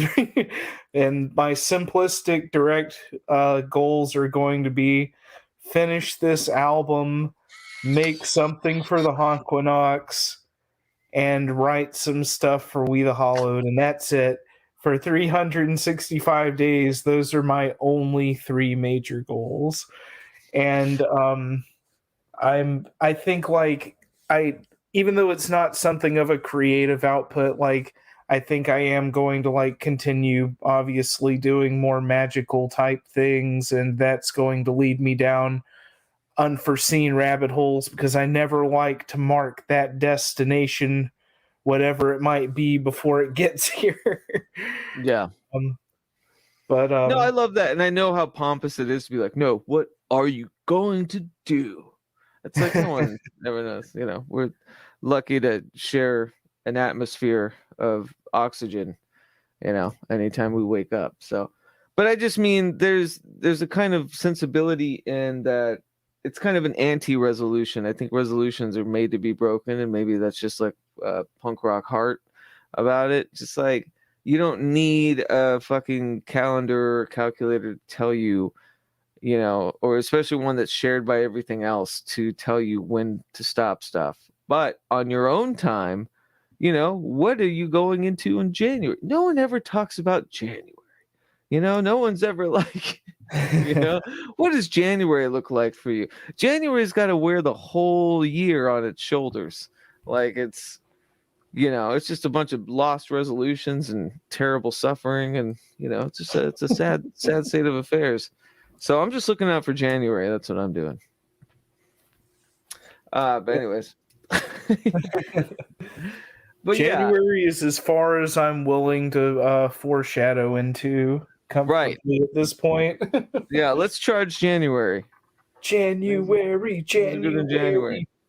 I did want to say, as we, kind of moving towards the end of our wonderful cast, and I do thank you, Sam and Luxa, and of course JJ, and all the people in the chat. Thank you for joining tonight. This has been absolutely lovely. Hopefully I didn't, overshare my shit. It has always been about, kind of sharing all of your wonderful things this year. So I did want to, though, talk about an in memoriam sort of segment. And at first I thought I would keep this in front of house, in the beginning of the podcast, but nah, you can't front load things like this. But we won't end somber because this is a celebration. So the year started, of course, with our friend Jiggy passing. That was in I think it was in January, actually. Damn, January, you're fucking up. But yeah, so words cannot express how much fun and just kind of brilliant goof juice that Jiggy allowed us, but he always had such a discerning aspect to him. And I will say this, only Jiggy could do it. None of that shit exists now. A lot of people fell into their own tundras. We all went back to our own kind of avenues of flair and everything. But Jiggy was the only one to bring like truly disparate people kind of together under, his very watchful eye. So that's how the year started. And, that was rough as shit. And yeah, just here's to you, Jiggy. Big ups, big love. Other than, of course, Jiggy, what came into my mind in memoriam this year were so many other folks. I feel all of us now in whatever generation that we find ourselves in, we are connected to this generation that is slowly starting to pass on. Like it's slowly starting to just kind of leave. People like Terry Hall, who is a singer for the Specials, but most notably my favorite, Funboy 3, who passed away quite recently. Mark Lanigan, big one. Mark Lanigan was out of nowhere. I wouldn't even consider it in that generation, but you know what I mean? It just seems like a lot of the people that we grew up being inspired by and shining on with, are starting to haunt on. And I was wondering if either of you could talk about any others, if any of them come to mind. Whether it's Badalamenti. Angelo Badalamenti was a big one that's on my list. Yeah, obviously from the comic book end, like Tim Sale, Kevin Conroy, the voice of Batman. But yes, Angelo Badalamenti. Let's talk about that. Yeah, that's definitely the one that hit the hardest. And it does, like, it is like a realization for me that, I sit there and I realize, like, fuck, all of my heroes are, like, in their late 40s to mid 50s now. And that's okay, but, like, damn, like, I don't know. I digress. The passing of Angelo Badalamenti was very hard for me because he was a huge inspiration. And even though it didn't take place this year, like two of the things I'm really proud of are I got to be on the two different Twin Peaks compilations on No Problema tapes. And look at Cooper. Yeah. Oh, Cooper. Cyborg Cooper. Yeah. Or Zombie Cooper. So these are actually from when we went to the R&R, Sonomish, and all of that. This one's going on Ectogasm, the guitar. Hey, there we go. Yeah. But Black Lodge symbol. Yeah. But God, he was just, as a producer, as, somebody who writes songs, he was just very, very influential. I don't think I would really have the love for soundtracks that I do if I didn't listen to Angelo Badalamenti when I was probably like 22, 23. What got me, I always loved his stuff, but it was the Mulholland Drive score / it's got also David Lynch's music, which is highly underrated, his personal music, and he's worked with Angelo.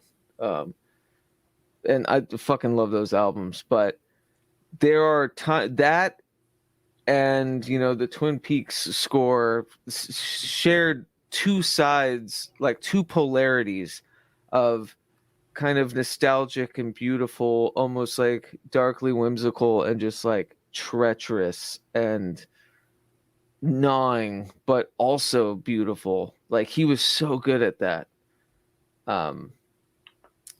But yeah, he was a huge inspiration to me too. I mean, and after working with Bobby Hale, LHP, LPA, listening post alpha, and his Left hand path. Yeah, left I hand guess they path. wouldn't be opposed to being called the LHP, but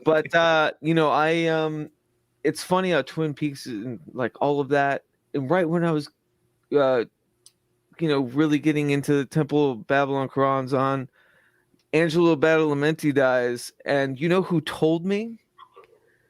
Was CW Chanter. He texted me. That's who told me too. Yeah, he That's the texted same me and person who said, told me too. yeah, he texted me and he said, I'm sorry, which is hilarious because CW famously does not like David Lynch films, or he famously doesn't like Twin Peaks, right? I think that's right. more specific. But I thought it was really adorable that he knew how much I liked Angelo Badalamenti. He knew how much I enjoyed that stuff, that he found out from, whoever, and texted me about it. And when I looked on the internet, you couldn't find anything. But what I did find was it was an Italian newspaper that posted the obituary. That was the only thing you can find. And I posted it in the We the Hollow Discord. It's like, I don't read Italian, but pretty sure this is not good news. So yeah, that you could feel that one across the board. Mark Lanigan too, but that was a rough one. Mark Lanigan of the Screaming Trees. Yeah, he was really one of the last. Mark Lanigan, Sam. One of the last, grunge musicians really out there, to be honest. Yeah, one of the last of the first, maybe. Yeah. Well, how about Godard? Oh yeah. There's so many. Oh my gosh, Loretta Lynn, Sidney Poitier, McVie. Peter Creator of the Sex Pistols, Vivienne Westwood passed today. That was shade. I like that. It's just a fact, okay? That's shade. I like that. The leader of the Sex Pistols, Vivienne Westwood. Vivienne Westwood. It's not Malcolm McLaurin, because it definitely ain't Johnny Rotten. Tell you what. But that was funny. I like that one. She was awesome, though. I unironically do really like Vivienne Westwood, and I even like the MTV Vivienne Westwood runways that had like the Prodigy and Filter and shit. What was her store on King's Circle? It was called Sex, wasn't it? It was called Sex. Yeah. And the whole reason they made these bands like Adamant or Sex Pistols or anything like that was it wasn't that the bands were promoting the clothes, or it wasn't that the clothes were promoting the bands. The bands were made to promote the clothes. So they were almost like an advertising thing. I mean, that's where the joke, that it has not been unsaid that, the Sex Pistols were a boy band, essentially, right? Oh, God. Finding that out was like finding out Santa Claus wasn't real. I don't know, but John Lydon has went out of his way to remind us that I'm not so sure that's the case. But Hubert Deutsch, the co-creator of the Moog synthesizer, passed away this year. Oh no. But yeah, in comics, and I know I'm forgetting some others because it was kind of a 1-2 punch. But Tim Sale, who I had kind of an aching want to always work with. His art was always kind of my favorite. He did The Long Halloween from Batman. Just a brilliant, like, dark, whimsical artist. Let me see if I can bring up something. But he passed away, and there wasn't a lot of like fanfare, and I was like, "What the fuck? This guy was the best." There was a lot of things in those mediums. You know, Kevin Conroy, though, for sure, was a big hit because I think people of our spectrum, you know, grew up with Kevin Conroy as the voice of our Batman so much that we would read comics in his voice. Like that was between Batman the animated series and the 1989 Jack Nicholson Batman, like that in my brain, like up to the point when I was about 10 years old, is like how I envisioned Batman. Like that's my concept of him as a child. Kevin Conroy's voice in the animated series. And it was surprisingly, I think like Batman the animated series and X-Men the animated series from the 90s are probably the two that hold up the best. That was the freaking X-Men the animated series was the soap opera to end all soap operas. I was watching it as an adult going, I was clinging to my Legos watching this shit, and this is straight up like Days of Our Lives with superpowers. It's hilarious. It is so funny. But yeah, here's Tim Sale. I always said Sally because I don't know why, because no one ever said it to me. You know, it's I always bring this up about Camus. When I was a kid I was in a debate club and existentialism came up, and you know, I was talking about Camus, but I called him Camus because no one ever said his name to me. That's just how I read it, was Camus. And I got so shamed. It's Camus. I was like, fuck you. Somebody told you how to pronounce it. I'm just figuring this shit out. Yeah. But I'm guilty of it too. I'm still guilty of it. Yeah. But anyways, this is him Sale. I can't talk enough about just how brilliant he was, and like really crooked, beautiful. Oh, hey, it's Solomon Grundy. Born on a Monday. Died on a Tuesday, got buried on Wednesday. Or no, wait. But yeah. His scarecrow, though, was like always my favorite. Oh, that's a really cool scarecrow. It's a very like surrealist. Like all the body types don't make sense. Like I love it. He was from another world, honestly. But anyways, I wanted to share that because I felt like he didn't get enough love, and he's done some brilliant things. I'm sure Eric Millar is going to kill me for not mentioning others because I feel it was so hard to do an aggregate of how many we lost this year. It was. I feel like I'm definitely forgetting people, and I think like Jiggy undoubtedly was the biggest one, and that's the one that barked. Beginning of the year. Yeah, that was the one that hit hardest, and you know. And I wanted to share this. So in tribute to Jiggy, this is my DSLR, and cool. You know, I use it to take photos of things, right? Because it's a camera. And but I was going through. I was taking some photos for Mary for her album, and I found these really sweet pictures of old Jiggy streams of me doing what I did with the Polaroid, which is coming clear. which is take pictures of the stream. And I have old Jiggy streams. Oh, Eric Millar says Kevin O'Neill. Kevin O'Neill, yes. Or not Kevin O'Neill, but wasn't fucking Neil Adams too? Now that I'm thinking about it, was that last year? Kevin O'Neill, and I think Neil Adams too. Fuck, if it was Neil Adams too this year, that is just fucking. I think that might have been early this year. But anyways, so these are old. There's some questionable players in those panels, but you can see me at the bottom there taking a picture of the stream. And there's Jiggy up in the top left, Jill. It's just these really sweet artifacts that I found. Yeah, and Jonocide. It was just really it was kind of heartwarming because I had forgot I had taken these for almost a year, and because I was using the camera to, you know, shoot some cool stuff for Mary, I found them, and that was a very moving kind of touchstone of like how much fun those us in lockdown and all the shit that we were going through, you know, me in Denver.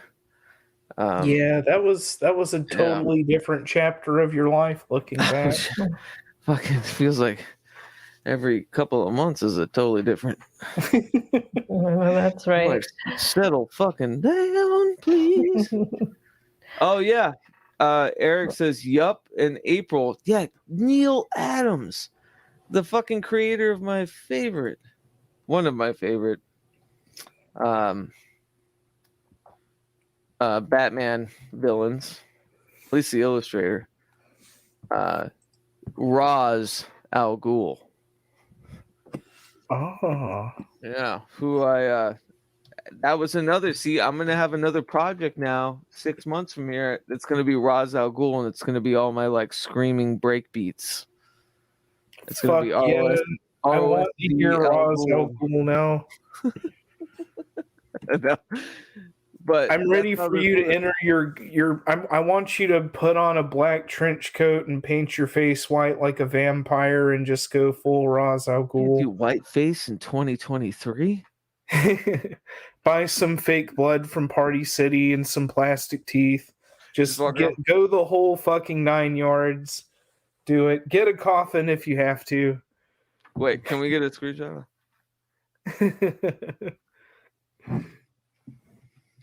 Does this come with milk? I'm testing out sayings, 2023 sayings. I don't think that's it. I don't think that with milk go on a t-shirt. Does this come with milk? Sir, I'm gonna need to see your license registration. Does it come with milk? But anyways,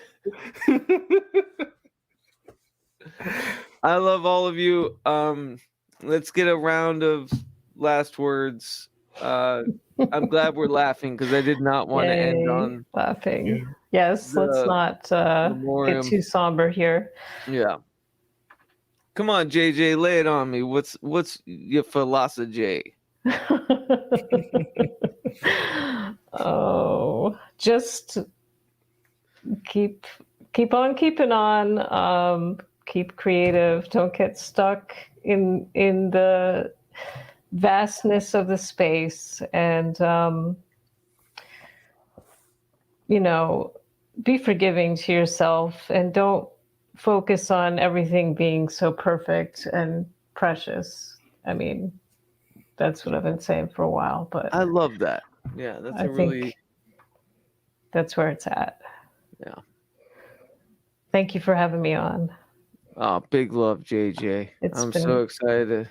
Very enjoyable, and thank you, Sam and Luxa and everybody. Yeah, this is Happy New Year.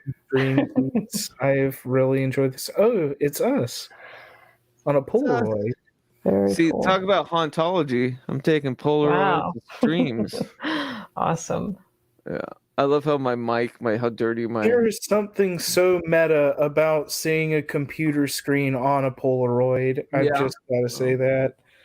Well, that's what I was doing in the past with the Jiggy streams, and I don't know, like, we can't discount just because it's this kind of combustible digital nature of streaming and stuff. We can't discount how actually moving they can be and how transformative they are. And so, yeah, you know, stream like this deserves a Polaroid. But yeah. Hey, here I am. Hair kind of a mess. Here just to give us your... You look better than me. I'm sick and I'm ready for bed. Shit, Sam, you look better than me. It's like very late at night. What's that? I said it's very late at night. It's pretty late. I appreciate I think we're in the same time zone, so I need to get some more West Coast friends. What am I doing?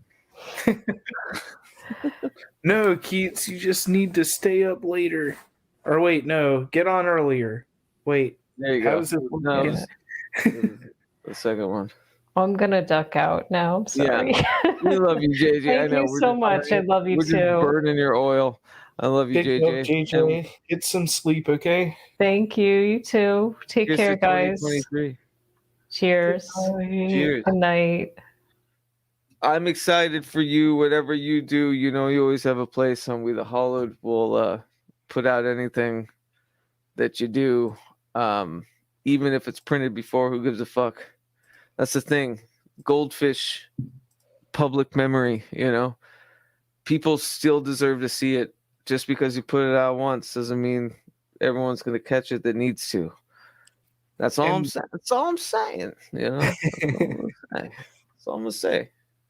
But yeah, so I have the new instrumental lo-fi soundtrack score album coming out under Ectogasm. I haven't decided if that's with an S or a Z because I waited too long on that guy. Yeah, I love what Eric's saying. We can all do better together. That's what New Year's are for. And there I'm so excited. We the Hollowed, you know, it's all of us are so multifaceted. We do so much, and I'm just so proud of everything. Michelle, especially, or you know, she's been so consistent. Eric has, you know, I could learn from them. That's a big thing that I need to get to. I've been focusing more on Haunt Manual within Substack, which you can subscribe to at keatsross.substack.com. Sorry, I think with that. You know, but what, I've been focusing on that because it's better formatting. You know what I mean? It's easier to read longer things on Substack. So that's why I feel like with more magical experiences that come with the new year, like the more articles will write themselves. Yeah.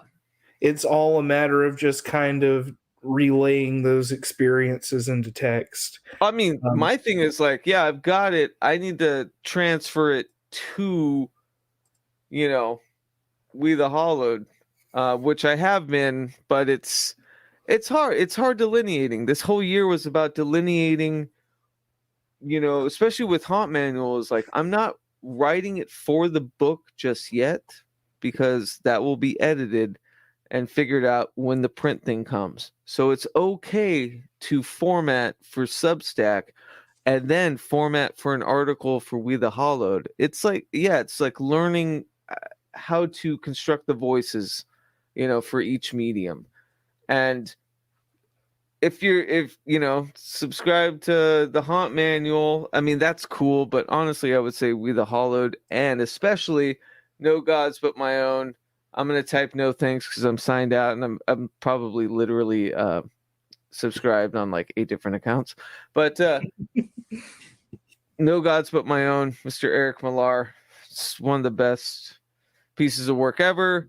And he does, you know, he kind of sparked the idea in me that Substack can be a place where it's very just literature driven, you know, and you can collect those things into a print form.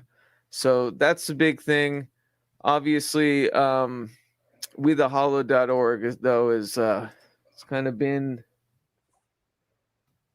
the baby, and now that it's new and improved, especially read I love the Secret black Antenna, and Michelle white Umbridge. text, Yeah, like the black background, white font, and like Eric's little emblem that he created at the top. It's been a great year for this layout. I think it's easier on the eyes for like long-term reading too. Yeah. Obviously, PRAGMAGICK will still continue. I think what I've done is I've discerned that a lot of interviews and things I do, I want to be more congenial in the sense that I'm going to do them on YouTube for live streams. And then until I'm finishing Haunt Manual, the actual audio podcast may have some interviews. I know there's something I'm working on with JJ's and Bobby Hales that are working into something else, so it's not just the strict interview. And so I'm kind of taking back the artistic form of a radio broadcast and doing stuff like that for audio wise for the PRAGMAGICK, podcast feed or whatever. But anyways, fucking enough about us, am I right? Anyways, Sam, you have been just an absolute light for me this year. I love you. Thank you for hanging out. I love you too, Keats, and thank you so much for letting me take part in We the Hollowed, and thank you for letting me take part in the Honkwinox, and just all of the projects and all of the collaboratory efforts that you have allowed me to be a part of. And I value you as a friend, and I look forward on seeing what kind of adventures lay down the road for us next year. So hold on to your butts, as Samuel Jackson said. You said it almost word for word what I gave you to say. You just missed a couple things in there. I appreciate that. Did you see me trying to mimic what you were saying? It was going a little too fast. It had a glitch. You missed it. You're gonna get docked. Anyways, yeah, big love. It's been quite a fucking thunderous year, and I'm really excited for next year. I think we've all found the aspector of ourselves to keep, haunting in the present, keep the things that worked, fuck the things that don't, and I mean literally have sex with the things that don't. Anyways, I love all of you. Thank you for hanging out. Thank you to everybody in the chat, and yeah, big love, everybody. Here's love and haunt on. Here's to 2023, year of the coyote. Haunt on.